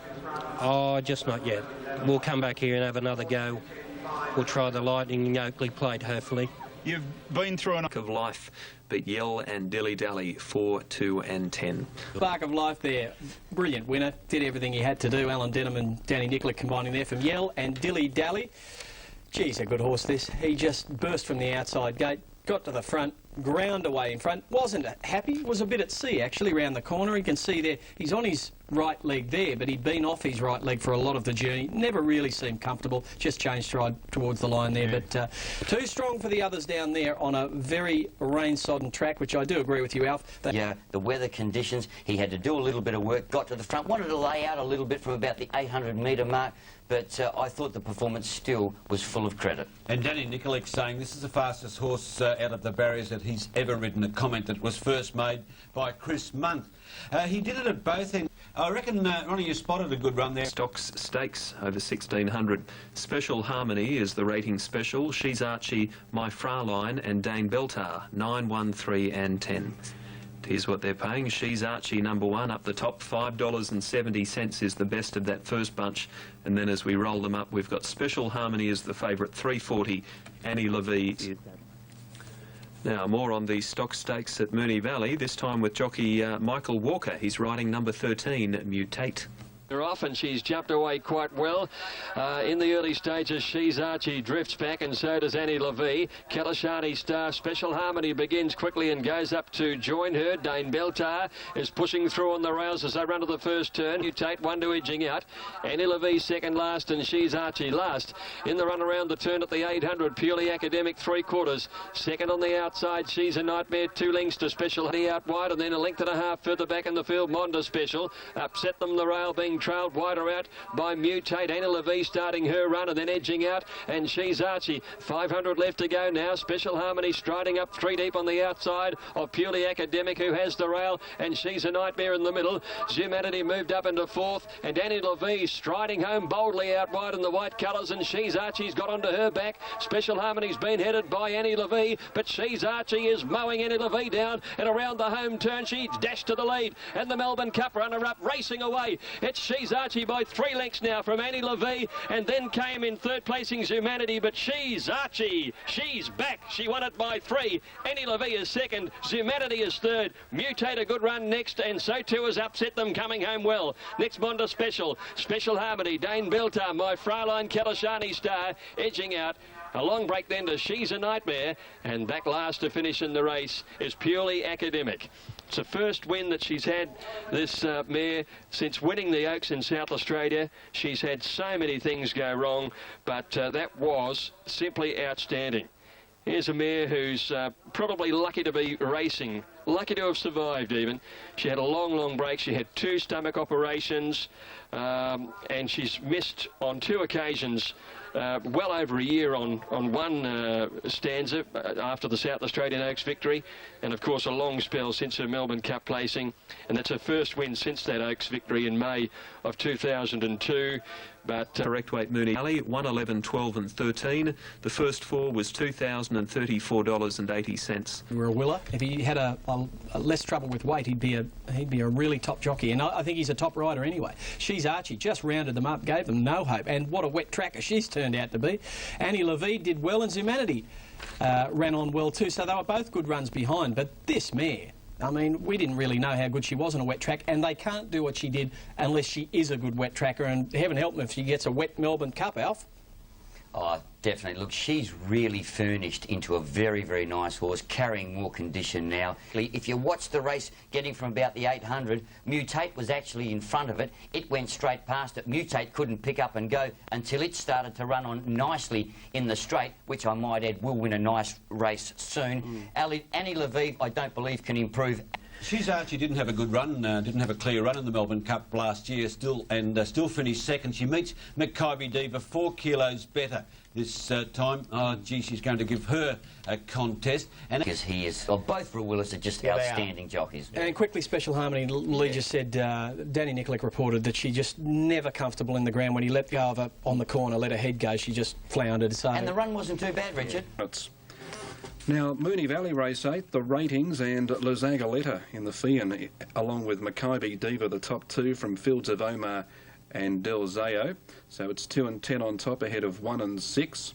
Fields of Omar has come up at $4.80, La Zagaletta at $3.70, Del Zayo on $3.50, and Makybe Diva is $8.20. Eagle Farm. OK, Stephen King is on. Del Zayo, the favourite for the Fian. Runners arriving at the barrier, and Steve spoke earlier to... Del Zayo jumped well. Speedy King got away all right, so did Zagaleta driving on. Fields of Omar's jumped well, and he's also going forward in the early stages of the race. Natural Blitz settled down 3 lengths last. Maccabi Diva second last. Blitz and Studebaker together last. Round the 800 turn, and Speedy King a neck in front of Zagaleta. A length and a half to Del Zayo third. Kempinski hard-ridden fourth on the inside, and then came under the bridge. Fields of Omar 5 lengths off the leader at the 600 metres, and then came Maccabi Diva hooking to the outside, and back behind them came Irish Crusader, Studebaker and Natural Blitz to the turn. Zagaleta takes a half-length lead over Speedy King. Del Zayo is ridden along, but he's coming home well, and the mare Maccabi Diva is sweeping up wide on the course, and then Fields of Omar followed by Under the Bridge, and further back is Irish Crusader. Around the turn, Del Zayo and Maccabi Diva, they've raced to the lead together, clear of Zagaleta and Fields of Omar, and then Studebaker. Maccabi Diva about ahead in front of Del Zayo. Maccabi Diva and Del Zayo race tight together. Del Zayo kicks strongly. He's going home the better, and Del Zayo 1.5 head Maccabi Diva. 3 lengths away third, Studebaker.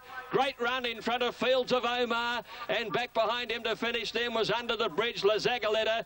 A long break further back in the field, Kempinski, and then came Irish Crusader, Natural Blitz and Speedy King not handling the ground last in. Del Zayo has scored a strong, determined and richly deserved win. Now at Moonee Valley, we've got correct weights, 6, 10 and 4 after the Fian. The trifecta paid 193. Ride 2 from Stephen King, parked him in the right spot. Del Zayo there, son of Encosta de Lago. Greg Kavanagh, the trainer. Maccabi Diva, she was brave in defeat. She was coming again on the line too, and Studebaker, as you say, a very good run, Graham. But, gee, I think this horse, Del Zayo, is a mile 2,000 metre horse. I know that there's some talk of trying to make him into a Caulfield Cup horse at 2,400 metres, but for me, I think he's best at those distances. That's just my opinion. The mare, Maccabi Diva, well, she's really flying at the moment, and if she hadn't hung in and Luke Curry hadn't had to straighten her in the last 50 metres, I think she'd have gone straight past Del Zayo, and then they could have fought it out in the steward's room, and he might have got the race anyway. Off the bit for as long as she could tolerate at her stage of her preparation, and was just starting to weaken a little bit, and she was hampering him a little bit. Stephen King, you can see she's come in, and Stephen's having a little trouble using the stick, and when he got a bit of room, he was able to extract that last bit out of Del Zayo. What about my old grey mate there? He might be looking for another spell now. He's had his 3 runs. Old Zagaleta, he's just refused on the Moonee Valley wet track. He's prepared to run on a Caulfield wet track, but he's very finicky these days. Yeah, he's written into his contract he won't perform at Moonee Valley if it's wet. Let's hear. The race was Kempinski. In a word, yesterday he was coltish. Geez, I don't know about that Maccabi Diva. She's going better than what she was going last year. I don't know if she's peaked up a little bit earlier, but Ronnie, you're only causing mischief. I would run her in the Cox Plate. High pressure up front, she'll get into the prize money. I totally agree with you, Ron. I totally agree with you. She likes the Valley. I'd be looking at it. She loves the Valley just think of the value if she won it. Oh, stop it, Ronnie. You're only winding us up here. At Belmont, and our top raider is Beyond Dispute, ahead of Northerly, Sabre Chief and Shoeless. Here's the market. Northerly's come up at 240, Sabre Chief 10, 410 Beyond Dispute. So Northerly is all the rage here. Paddy Carberry riding. He's going to carry 64.5. Darren McCauley's gone 3-2. Now Belmont and the Northerly comeback race. He's eased out to 280. Tremendous crowd on hand to see Northerly return to racing today. He hasn't officially raced since the Group 1 BMW in April of 2003. Let's join the enclosure, as is always the case with this very popular horse. They've swarmed around him like a movie star all day, Northerly. Fully, it'll be the comeback that everyone wants. The reality is it'll be a very tough ask. 64.5, 17 months off the scene, 1,600 metres. I think red light is on. Racing. Northerly actually won the start, but Halo Pack dug up on his inside. He's going to lead him onto the first turn from Paris Bank, and Beyond Dispute his fourth. A length to take Paris back. Beyond Dispute's tramped out deep, running third. Northerly is in the middle. On his inside, joining him, Aussie Striker. Length and a half further back, then to Shotgun Kid as they approach the turn. Shoeless lost a bit of ground in the middle, followed wider on the course by Sabre Chief, winding up. Young Bill's on the fence when they pack for home. And Kennett's come to the extreme outside as Royal Minx drops to last. Homeward Bound and Paris Bank hit the front. It's Paris Bank, a length and a half Beyond Dispute, and Northerly. Northerly's come at them near the inside to the huge roar of the crowd. Down the outside, Beyond Dispute, but it's Northerly. Northerly hits the front with 100 to go from Paris Bank. Aussie Strikes got through. Is this the comeback we've wanted? Northerly's in front. Royal Minx is flying. Royal Minx has jumped out of the ground, come from last and nailed him. Royal Minx has got up. Royal Minx has beaten Northerly. It's a photo for third between Beyond Dispute and also close up near the inside, Young Bill Kennett. Shotgun Kid, Paris Bank. Kennett wide out. Northerly has missed the placings. Well, the outside horses have got the touch off on the angle. So he's just missed the money. 6-3-4, and Northerly is fourth. Beaten about a half to 3/4 of a length. Well, you really thought the fairy tale was going to come off there with about 30 or 40 metres to go. 64.5 on his back, a year and a half off the scene, and he was nailed just on the post. Fred Kersley, proud of that performance. Nasty injuries, Fred. The important question, I guess, this morning is, how is he this morning? Yeah, look, I'm pleased to say that he's very well. He's both forelegs nice and cold. The tendons in particular are cool. Doesn't seem to be any problem, and he seems to have pulled up as well as you could expect. Week, and I'll enter him for the Underwood. Now, it's conditional on how I feel about him when I get to Victoria, but I don't have very... Too, Paul, because in the previous race, Block went round and looked a chance there at the 200-metre mark, but it used to be ridden by your late uncle, Greg Cribb. It was a great jockey up here, but was tragically killed. The Hunter Star Motors Cameron handicap this afternoon is worth $125,000, 81,000. Racing Century, they're on the corner for home, just over 400 left to gallop. Oscar Warrior leads them into the stretch, about a half length to Sumai. Striking Victory on the outside, running a nice race. Then comes Shamika, a length and a half further back, and the field is Inspire, then Precise Timing as they come down past the 200 marker. Striking Victory, Oscar Warrior just in front, Shamika coming between them now. It's Oscar Warrior, the inside, Shamika is bridging the gap. Oscar Warrior, Shamika. Oscar Warrior just in front. Oscar Warrior, I reckon, narrowly Shamika. And on the outside to Sumai, followed home then by Charlie Bub, and Striking Victory Reclaim further back. On the edge of the market there. So it's Brackenbury Bill, the course favourite. To trip out strong against some of these more seasoned stayers is yet to be seen, but, you know, I think she'll run well. You've got a bit of flying to do. Yeah, looking forward to it. Off to New Zealand on Saturday to ride Starcraft. I just can't wait to get over there and see this horse and get on his back. You know, you can see all the reports about him and how he's doing, but myself, I just can't wait. And I'm just looking forward to Sunday getting back on Mackivy Diva and charge. Avise didn't jump all that swiftly from the inside, and the filly Lotteria bounced out in front. Dane Shadow trying to offset that wide draw, and Sam Boy driving up between them. And then comes towards the corner in the Spring Stakes. And Sam Boy by 2.5, Dane Shadow, 1.5 Lotteria. Public Opinion, Doonan, Rutherford Eagle, Avise. Then comes Gypsy Honoree Consul. Second last, Wenceslas Square, and 2.5 Phantom Agent. They're homeward bound. Sam Boy is the leader. On the outside, Dane Shadow, Lotteria poking up on the inside. Avise ran into trouble. Doonan likewise, Public Opinion and Rutherford Eagle, but Lotteria the filly. She hits the front. Dane Shadow is second, but Lotteria, she's as green as grass. She's running all over the track. Wenceslas Square is coming up on the inside, but it's Lotteria in front. She's beaten the boys. Lotteria from Wenceslas Square. Dane Shadow, great go fourth. Gypsy Honour there with Rutherford Eagle. Public Opinion not far away then was Doonan with Avise ran into a 3 out of 3. Glen Boss. Number 12 Lotteria, beautifully bred by Redute's Choice from the good mare Rose Reward, trained by Gay Waterhouse for Kane Nam. Last 300. 9 Wenceslas Square, $6. 2 Dane Shadow, $1.70. No surprises there. Rosina Lad, Miss Potential, and Irish Rover, 9, 6, 12 and 3. Pretty speedy filly, Miss Potential. Now, here's what they're paying, and with that first bunch, there's not much else to report. In fact, with Starcraft's price, he's completely dominating the Australian figures. $1.04 New South Wales, $1 back Super Tab and Unitab at this stage, and over in New Zealand, he's paying $1.25.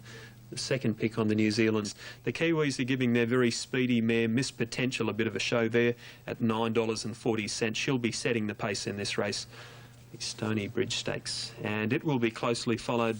The blue, the white V, the red sleeves and cap, racing in the Stony Bridge. He wasn't brilliantly away.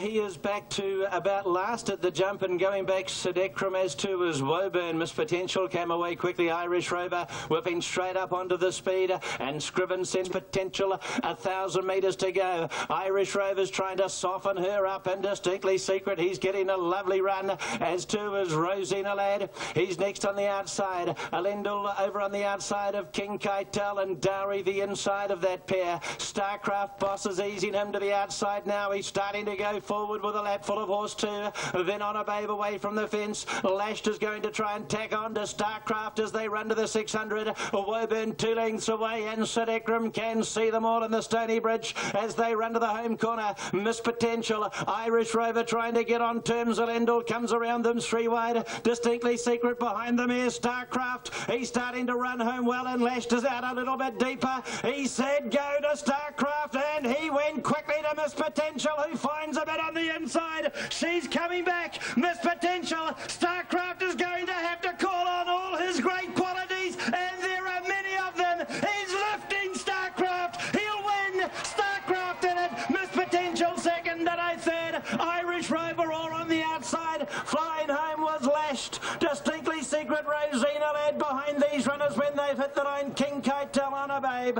Then Dowry, Sedekram, Rosina, Woburn with that. And Alendal has pulled up quickly at the back of the field. Those that took the $1.35 will just want a minute to compose themselves. He went to go straight past them. He's won. But she has fought again, Miss Potential. An Irish Rover between them. Glenn Boss had to balance this big chestnut entire from Australia up. Oh, I'll tell you what, he gets the heart racing. I haven't even backed him, but the adrenaline's pumping. But one thing we should... The barrier, the gate come back and actually smacked him in the side of the head, and he blundered virtually on his knees early, which probably didn't matter because they ended up getting into a great spot. But they just walked. They cantered along the back, and I was just happy to see out 3 deep. I got into one off the fence over the back. But all on his thoughts on Starcraft. There's a few pretty well ready to criticise that victory. A couple of keen judges. Yeah, well, I don't know. They've still got him 2-1 for the Cox Plate. Yeah. What do they want people to take? Look, I thought it was an acceptable performance. Yeah. He was second up. They got a rest up front. Look, this mare up front sprinting home. Bossy wasn't overly keen the last little bit. He was just looking after him. I give him a pass for that. It's acceptable. Yep. It's acceptable. It was good enough on the day, and he's a good horse. He just keeps winning, and he might be one of those horses that always just manages to find a way to win too. One thing that does concern me is they've got a crossover noseband on the horse. They've got a ring control bit on him, and he still wants to turn his head sideways and duck in and do a few things wrong. Can go against you on the grand final day. You can't give absolute top liners a start, do things wrong and beat them. I mean, he just has to drop those habits before the Cox Plate. I think he can out of his head. Importantly, Hill for this very good sprint. The listed Starlight Stakes are 100,000. And a Star of Florida, number 1 with the 60 kilos. He's tightened now to $3.60. Tycoon remains the favourite. That's Bart's very good horse. He's won 6 from 8. And for Athelnoth, racing. A lovely start to Athelnoth out quickly, but so was Star of Florida. And settling down now, Star of Florida cruising across to the rails. Leads a length and a half on Tycoon to second. Travelling third. And Star of Florida's not getting a big break on Tycoon. He's only a length and a half on the favourite. Third is Secret Land, followed by Impala Bullet. 2 lengths to Force Apollo. A length to Athelnoth and a couple to Red Oog. This is the order working their way around the corner. And the Brisbane Speedster, Star of Florida first into the stretch. A length on Tycoon. Tycoon. Secret Land over on the rails. The Star of Florida eases about 2 off the inside rail at the 300 marker. And Brad Stewart shaking up Star of Florida. The riders had to go for the whip. Darren Beedman on Tycoon, but it's bridging the gap, and Red Oog coming down the outside. Star of Florida, Tycoon from Red Oog. Tycoon getting to Star of Florida. Red Oog the outside, but Tycoon makes it from Star of Florida and Red Oog. And then Force Apollo, followed by Secret Land. Impala Bullet second last, and Athelnoth was last. What a terrific race that was. And 3, Force Apollo 4th. That first 4 was 39. Bart Cummings, the favourite, getting home narrowly from Star of Florida. Red Oog third, and actually it was a race record time, wasn't it? Yeah, Star of Florida held the race record, and they took about 3/10 off it. And he didn't go that hard, Star of Florida. He actually had quite a soft run. I don't think he went hard enough. Star of Florida was gallant in defeat, just wanted to get his head up and fight the rider. Red Oog's run was amazing considering the time they run. But the winner will... Of Love and One World, 1, 2, 5 and 4 for the ratings. Here's what they're paying. Wager, $2.70.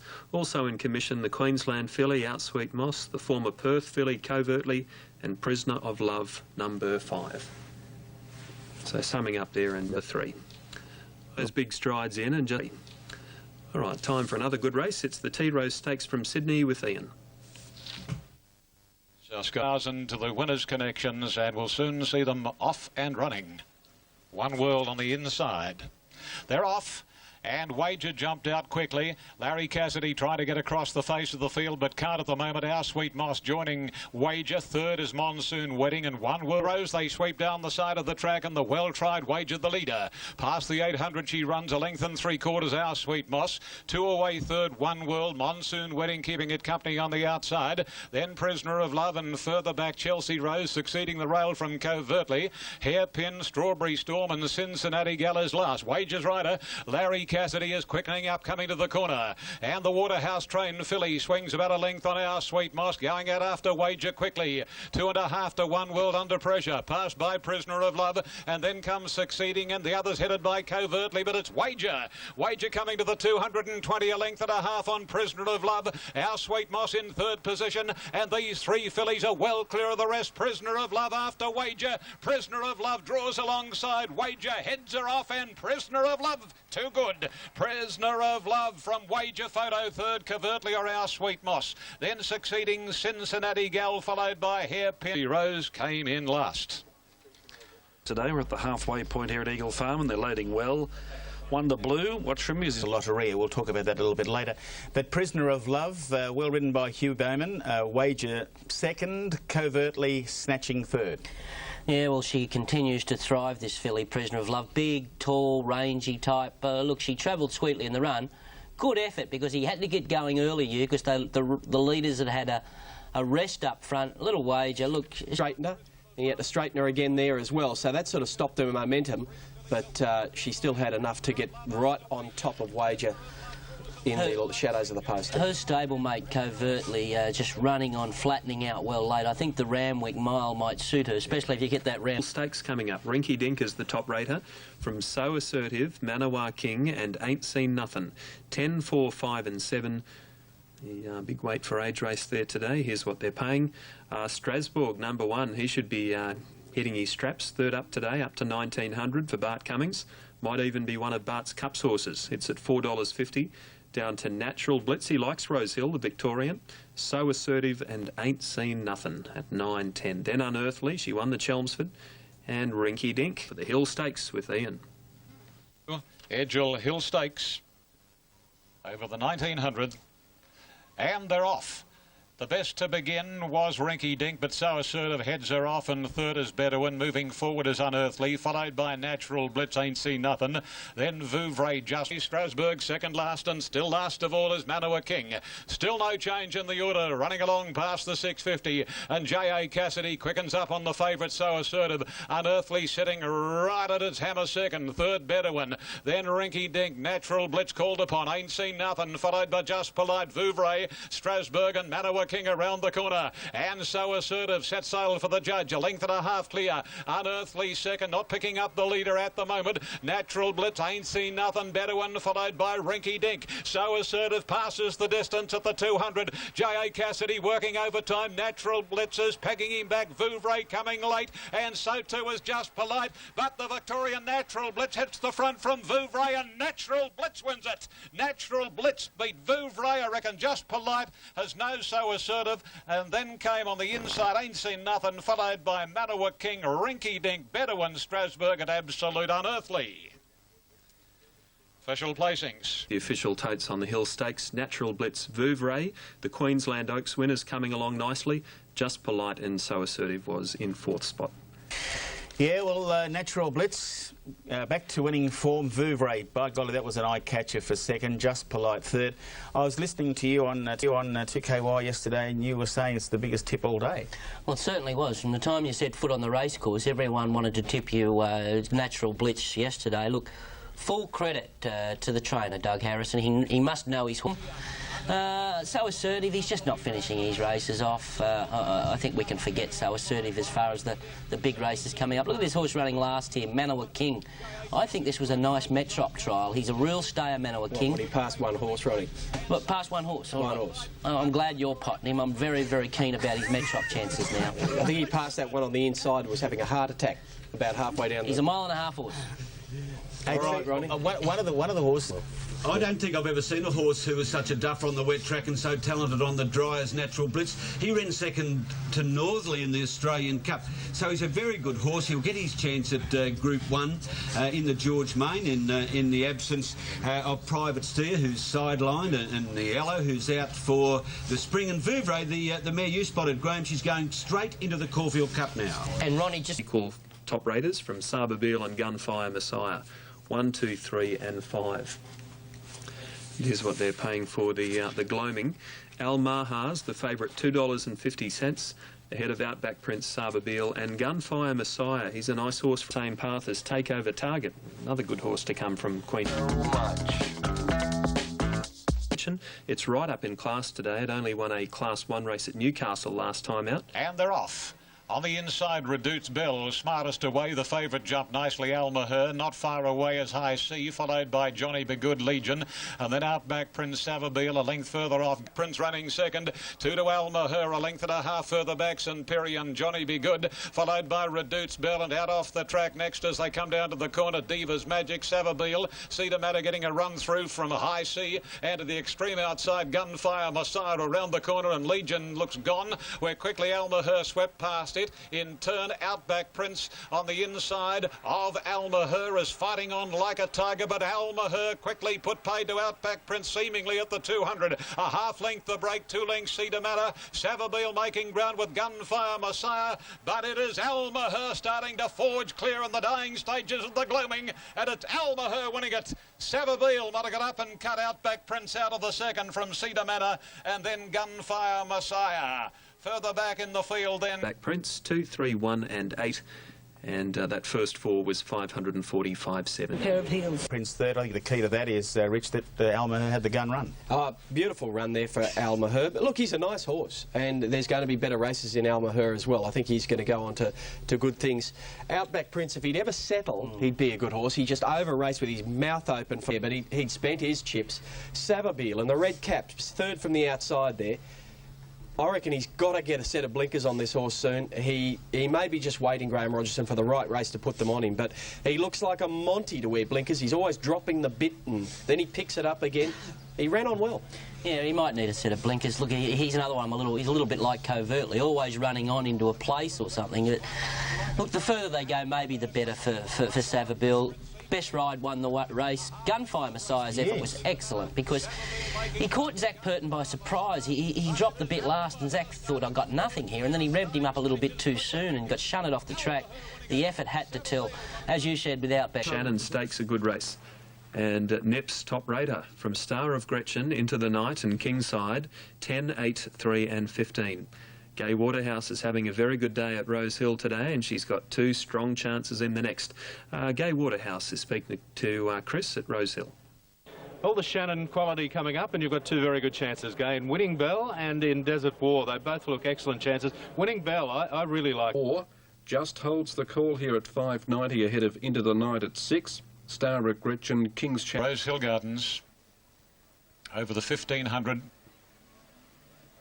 Set to run.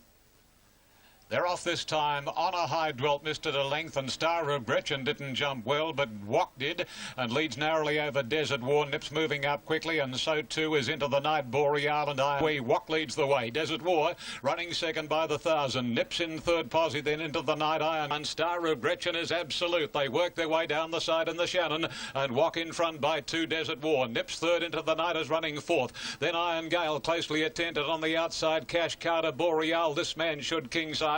And then a break in the middle. King's Chapel, Winning Bell awkwardly posited, followed by Portland Singer, Kablamo, and a good margin next as they round the corner is On a High, followed by Consular, and Star of Gretchen's last in the stretch. Down to the 300 marker, Walk in front. Desert War giving chase, followed by Nips and Into the Night on the outside from Iron Gale, and then King's Chapel, who's starting to get into the race with This Man Should. Walk in front, Nips the inside, Desert War the outside, or King's Chapel disappointed for a run. Iron Gale, Walk in front, Nips getting to it. Walk and Nips. Nips looks to have nosed Walk. It's a closey, wide out Iron Gale not far away. This Man Should on the inside. And then came Desert War, Kablamo, Winning Bell, followed home then. It is a close finish, head bobbing go. Nips in front as they reach the line. And it looks like Nips. Paid in excess of $100,000 at Rose Hill. Now the next at Morfettville. Well, wonder if they're watching, Clary. Nips, $17, good odds, considering its tramway victory. Walk second, Iron... I'm concerned. King's Chapel? King's Chapel run into a few dead ends with his big weight. I like This Man Should and Consular out of the race. I was disappointed with Into the Night. Yeah, he can't stay. Yeah, he can't get that trip. He's back to the sprint. So 1,200. he had his chance. He had a nice run of the race, but... Kablamo's run was good too. He ran into a dead end late. Look, that race will be... Run was good too. He ran into a dead end late. Look, that race will be a good form race. Just a matter of sorting it out. Exactly, because there's plenty of... Super Tab running double 5 and 9, 12.60. The Unitab first 4, 7,400 even. West Australian... good value, Denorum, and also a horse called Under Command, and you're getting even something in your favour with number 8, Mr. Martini. Excellent stuff, Alfie. Thank you for that. This is, of course, tonight's feature event, the Bill Start Stakes, and an intriguing one. Hey, they're off, and they've started pretty well too. Just after the jump, Shoot. Oliver's going right over their heels, and he's going to settle last of all. He'll be hoping they run along, and in the terrific. So it's Distorted Halo, the leader, coming up the side a half length clear. He has had a pretty good run of it now. It's Distorted Halo in front of Denorum second. Under Command followed the leader, and Courtney's Cuddles the outside, followed by Kaliningrad. Then Mr. Martini. Shoot is working away from the rail now. Oliver's pushing him along, and the field is packed up. He's only 4 lengths from the leader, and then Gator and Calorific. Denorum moved up to Distorted Halo. There's not much between the two coming around the home turn. Under Command trying to work clear. Around them comes Mr. Martini from Courtney's Cuddles, and Shoot is off the bit into the straight, and Denorum went to the lead over Distorted Halo. Under Command and Mr. Martini are coming now. Mr. Martini's raced up with Denorum. It's Mr. Martini on the outside putting the head in front. Mr. Martini wins it by a long head to Under Command or Denorum. Photo for the miners, and then Shoot, who ran on, followed by Distorted Halo. Behind them, Courtney's Cuddles, Kaliningrad. A couple of them weren't very well suited up front. In particular, number 6, Distorted Halo. It was forced to sort of... He's a smart performer. He may go on to better things. Under Command running second there, Denorum third, and Shoot, the short price favourite, was fourth in the race. Lots of people saying, oh, Shoot was disappointing, and I guess he was because he didn't win, but he went home as well as Mr. Martini did. But Mr. Martini sort of got that break on him round the corner. There's Mr. Martini winding up out wide, and Shoot's sort of behind horses there, trying to figure out whether he's going to go inside them or outside them. And by the time he gets going, you see him there in the black sleeves. Mr. Martini's gobbled up the leaders, but Shoot starts to take ground off him again here now. I just don't know how to read it. What do you think, Keith? All right, now there's been some... firm sort of horse that she needs a firm track, so I expect her to run well. She's a Group 1 winner. I think she'll perform very well. Charge Forward, is it up to it? without a doubt. He looked very showy last start when he was beaten by Fast Net Rock. Look, way above himself. He'd missed a run, and I know that John O'Shea's pretty well got this race set for this race. So, you know, that's a tip in itself. Just the 9 runners, but a lot of interest in this one. We have the Melbourne debut of the Sydney colt Fast Net Rock, who's dominating betting in the race. His 2 victories this time round achieved in very easy style, the up and coming and the up. Fast Net Rock, one of the first out, with Octrivia, Tirade, Classiconi wider out, is settling down 4th. Palmer improving quickly as they go through the first couple of 100 metres now. And at the leader, onto the railway side, 3/4 clear. Tirade is 2nd, Palmer deep out 3rd. Fast Net Rock behind the leading bunch, 4th on the inside with Classiconi around him. A length and a half to barely a moment. Zankel, Elton John and Lightshine last of all. 7 or 8 lengths covering the field at the 600 metres. Octrivia 3/4 to Tirade, who has settled a lot better today. A length away, Palmer doing it hard. The favourite Fast Net Rock travelled well on the inside 4th, just needs an ounce of luck now. Coming to the turn next is Classiconi, barely a moment, and Zankel is following the favourite into the straight, and it's Octrivia leading from Palmer Tirade between them. Fast Net Rock is locked up. Boss is in awful bother here. Classiconi's next. He's jogging on Fast Net Rock. There's no run. Tirade in front from Palmer barely a moment. He's got to the inside on Fast Net Rock. It's Tirade in front of Fast Net Rock. He's really got to dig in here. Tirade in front. Fast Net Rock is diving too late, and Tirade just won it. Tirade just beat Fast Net Rock, the unlucky runner. 3rd to Classiconi, and then Zankel. Barely a moment. Next Palmer Back behind these to finish Elton John, Octrivia and... And here's the latest look at those with the official divs now going through. Classiconi in 3rd and 4th going away. Due to go in 15, Lady of the Desert from World Peace Unabated and Star Shiraz. 4 from 3 and 7, then number 1. As we hear from Luke Curry, who jumps aboard Golden Pedigree for Tony McAvoy. Luke, some interesting rides today, particularly Golden Pedigree. Is Pedigree good enough? I hope so, Alf. You know, form as a 2. Is it that raced right up on the speed last start at Flemington to be sitting right behind Tony Gill? It should give it a... Away well with Ballet Society, Astrodame. Away fast too is Canny Princess. Driving up towards the front is Grandma Gertie. She's there too with Creative Plan. As they settle down, tons of dash early. And Grandma Gertie in front leads by a length, Creative Plan. 2 lengths, Blavika last of all. Nearing the 600, Grandma Gertie by 2 lengths. Tiny Girl is 2nd. Canny Princess 3rd, the outside. 2 lengths away is Creative Plan 4th, and they're followed then by World Peace, Hollow Bullet, Laura's Charm, and then came Ballet Society, Astrodame, Anyways Lucy, Lady of the Desert a long way back, still on the rails coming around the turn, and then Sorenstam followed by Golden Pedigree, Star Shiraz unabated, Blavika 3 lengths away, Grandma Gertie led around the bend from Tiny Girl, Canny Princess, World Peace, Hollow Bullets running on, Creative Plan getting crowded for room, then Lady of the Desert getting up on the rails, but she's got nowhere to go also. Hollow Bullet hit the lead. Hollow Bullet in front. Ballet Society getting up along the rails, but it's Hollow Bullet clear. Hollow Bullet in front, and Hollow Bullet wins it from Ballet Society. 3 lengths away 3rd. Might be Astrodame. Creative Plan is up there with Sorenstam not far away, and then Tiny Girl followed closely in the field then by Canny Princess, Star Shiraz. Then came back behind them World Peace. The Hollow Bullet gets the money, 1970 and 560. 12 and 11, and the race time 1:24.39. Now Quinn and Jake. Course, Regal Roller and Alingi are the 2 vying for favouritism. Regal Roller tops the Sky ratings from Alingi. Our Egyptian Rain and Yell 411. Should I favourite? Very similar to the tote odds. And here are the tote odds. Yell remains good value on the tote. Titanic Jacks at longer odds, looking to improve today on recent runs. Now, Our Egyptian Rain has cheekers on in place of its winkers. A Titanic Jack has a tongue-tie first time, interestingly, today. They're putting them in market order. 2nd pick on course, Regal Roller. Its value, the tote. And number 11, Alingi. Not really the late mail on course, has been a slight drifter, but it did open up very... I like her. I hope the races run evenly. So racing now. Scaredy Cat jumping okay on the inside. Titanic Jack a little slow to move. Alingi's getting back with about 4 behind her as they settle into stride.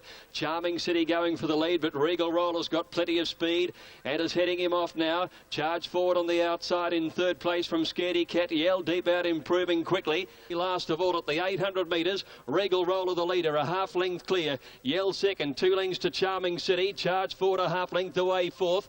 1.5 to Scaredy Cat, Tenacious Spirit. Alingi's out 3 wide. 2 lengths away is Reactive, Our Egyptian Rain, and Titanic Jack on the rails, followed by Dilly Dally, Face Value, and Sarah V to the turn, and Regal Roller by 3/4 of a length to Yell. 2 lengths to Charge Forward, Charming City. Alingi 4 lengths from the leader, peeling to the outside, then Tenacious Spirit. Regal Roller's full of running. He rails beautifully, kicks away by 2 lengths. Yell second, Alingi given full bore down the outside from Charge Forward, and then Our Egyptian Rain, but Regal Roller is well clear. He's 4 lengths in front now. Alingi and Our Egyptian Rain are finishing very hard. Regal Roller pinched a break on them at the turn now, and he wins the Group 1. Regal Roller first by a length and a quarter. Our Egyptian Rain, Alingi third. Then came Tenacious Spirit, being trailed by Titanic Jack. Charge Forward just behind these is Yell.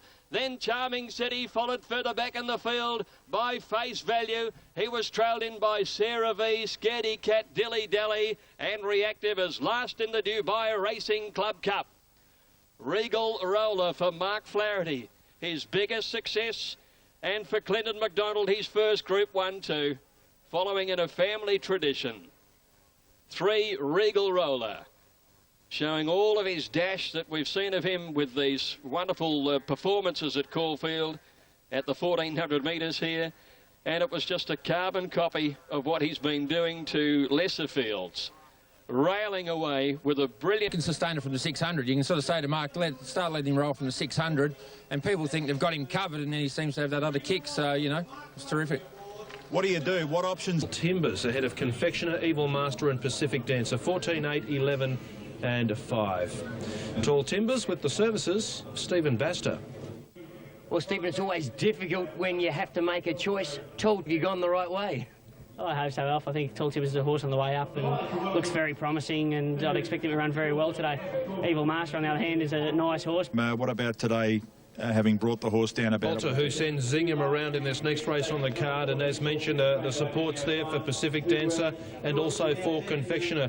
Now, today's coverage from Confectioner just didn't begin all that well, but he's going to be up with the leaders. Zachello, Pacific Dancer get away well, so does Southern Crown, and upset them right on the speed today. Hard to get improving wide out in the lime, and Tall Timbers is just inside of all. Southern Crown the leader at the 650. He's about 3/4 hard to get. Confectioner comes with a run. Subtle already off the track. 4 Deep is joining in, followed by Upset Them. Tall Timbers has something to offer, but he's held up behind the leading bunch before the turn, and they were followed as they swing around the bend by Devastating, wide around Evil Master, and then Pacific Dancer and Free at last as they swing around the turn. And here Confectioner dashes to the front from hard to get. Upset Them into the clear, and so is Tall Timbers. Confectioner's away though at the 200 metre mark. He opened up about 3 lengths from Tall Timbers. Upset Them, and then Evil Master, Devastating, running on fairly, but Confectioner has it shot to pieces. Evil Master finishing well the inside, but it's Confectioner winning easily. Evil Master 2 lengths away second, Devastating third, Tall Timbers fourth, and Upset Them fifth. They're followed by Pacific Dancer, Free at last, and then came Yakama Pentani, followed by Hard to Get, and that one. And really finished it off. Yeah, everything's pointing to a 1.5 mile horse, Andrew. He's shown all along that, you know, this is what he needs, a trip, and this is... With Confectioner, well named by Bubblegum Fellow, and to beat Evil Master and Devastating. Carberry, he's best from Roman Arch, Northerly and Pentastic. 11, 7, 1 and 3. A stack of chances in this race. If you fancy number 10, Elfstrom, it's an equal 4th rater.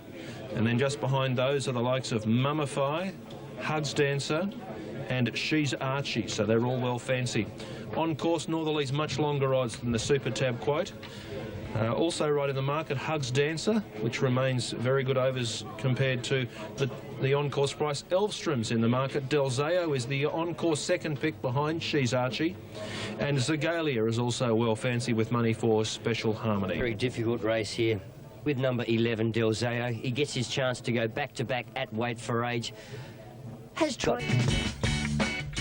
Of course, it's Del Zao, the favourite, ahead of She's Archie, Elvstrom, and then out to Northerly. Alf Matthews, what do we expect? Ready, off they go. Fantastic jump well. Northerly jumped away with them. He goes forward early. Dane Storm shows surprising dash. He's up there with Mummify.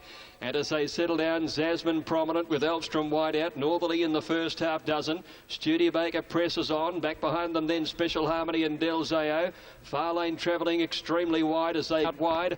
A length to Hugs Dancer being followed by Roman Arch, and last is Zagalia at the 800, and Dane Storm is the leader, 3/4 to Elvstrom. Far lane doing it tough. Mummify fourth on the inside, followed by Studebaker. Then came Del Zao out wide, a length and a half further back as She's Archie starting a run around Northerly and Fantastic, and then Wild Iris, followed by Special Harmony and Grey Song as they come to the turn, and well back as Hugs Dancer. Zasmine being followed then by Roman Arch, and back last of all is Zagalia at the bend. She's Archie's coming with a monster of a run, and goes up and joins and heads Elvstrom, and she's dashed to the front now. Northerly back about 60s under the whip. Del Zao's running on fairly. She's Archie in front. Elvstrom is coming back. Elvstrom kicking back on the inside. She's Archie and Elvstrom well clear to Del Zao. Elvstrom fights back. He's hit the front again. Elvstrom draws away, and Elvstrom beats She's Archie a length and a quarter. Del Zao 2 lengths away third. Then Zagalia and Wild Iris both ran on well. So did Hugs Dancer. Next Roman Arch, followed further back by Grey Song, Mummify, and then Northerly. He was followed in by Fantastic, Studebaker, Zasmine. Far lane as well back, and Dane Storm at the end with Special Harmony last of all. Elvstrom strikes back. That was a brilliant win. Terrific victory. Number 10, Elvstrom, Nash Rubeler and Tony Vassell. Very good, and then back, finished on very, very solidly, and also Hugs Dancer, solid. I suppose if I had to make a decision, I'd probably lean towards the Caulfield Cup, because it does appear that the Cox Plate could be a very good field this year. But, you know, he does go exceptionally well here at Caulfield. He's only got 54 in the Caulfield Cup, and today's win was full of authority. And Elvstrom beating She's Archie, Del Zao. The race time, a real neat 1:50. Andrew Ben. Well, for mine, this was the form race of the spring so far in Melbourne. Elvstrom there has been racing well. He's been threatening to do this, and he's put his hand up and said, I'm a very good horse. She's Archie, a great run again, but as the tracks dry out, I wonder if she'll be able to keep pace with horses like Elvstrom, but you know, she seems to have gone very well on the soft tracks, and as it got a little drier, although he did take off very early on her and she did have to make a long run. It was a very good run, nevertheless. And Del Zao, well, that's sort of how I rate Del Zao. I don't think he quite finishes off at beyond a mile. I think he really is, that's only my opinion, that he's a miler. But the horses behind, it's sort of lined up how they're going, boys. Yeah, well, wasn't he strong, Elvstrom, after She's Archie got to him, but he is in for a terrific spring. I think he could win the Caulfield Cup. Elf, he's just really coming good at the right time. He's the first Victoria Derby winner to win this Underwood Stakes in 20 years, so he's already has done something special, and there's more ahead, no doubt. Yeah, look, it was a good performance. He raced a little bit kinder. I think just the way the race was run suited him a little better, as opposed to would have expected it to just battle on a little bit more, I would have thought. Del Zao still didn't get a lot of luck. Was forced to cover ground. I tell you what, Zagalia and Wild Irish are right on track. Terrific form race. Yeah. I was worried about Wild Iris being a false favourite coming into that race. I'm convinced she's a deserved favourite now. She's got a sense of timing about her, and I really like the way she went. She went most of those runners. Okay. I think Guy Walter will have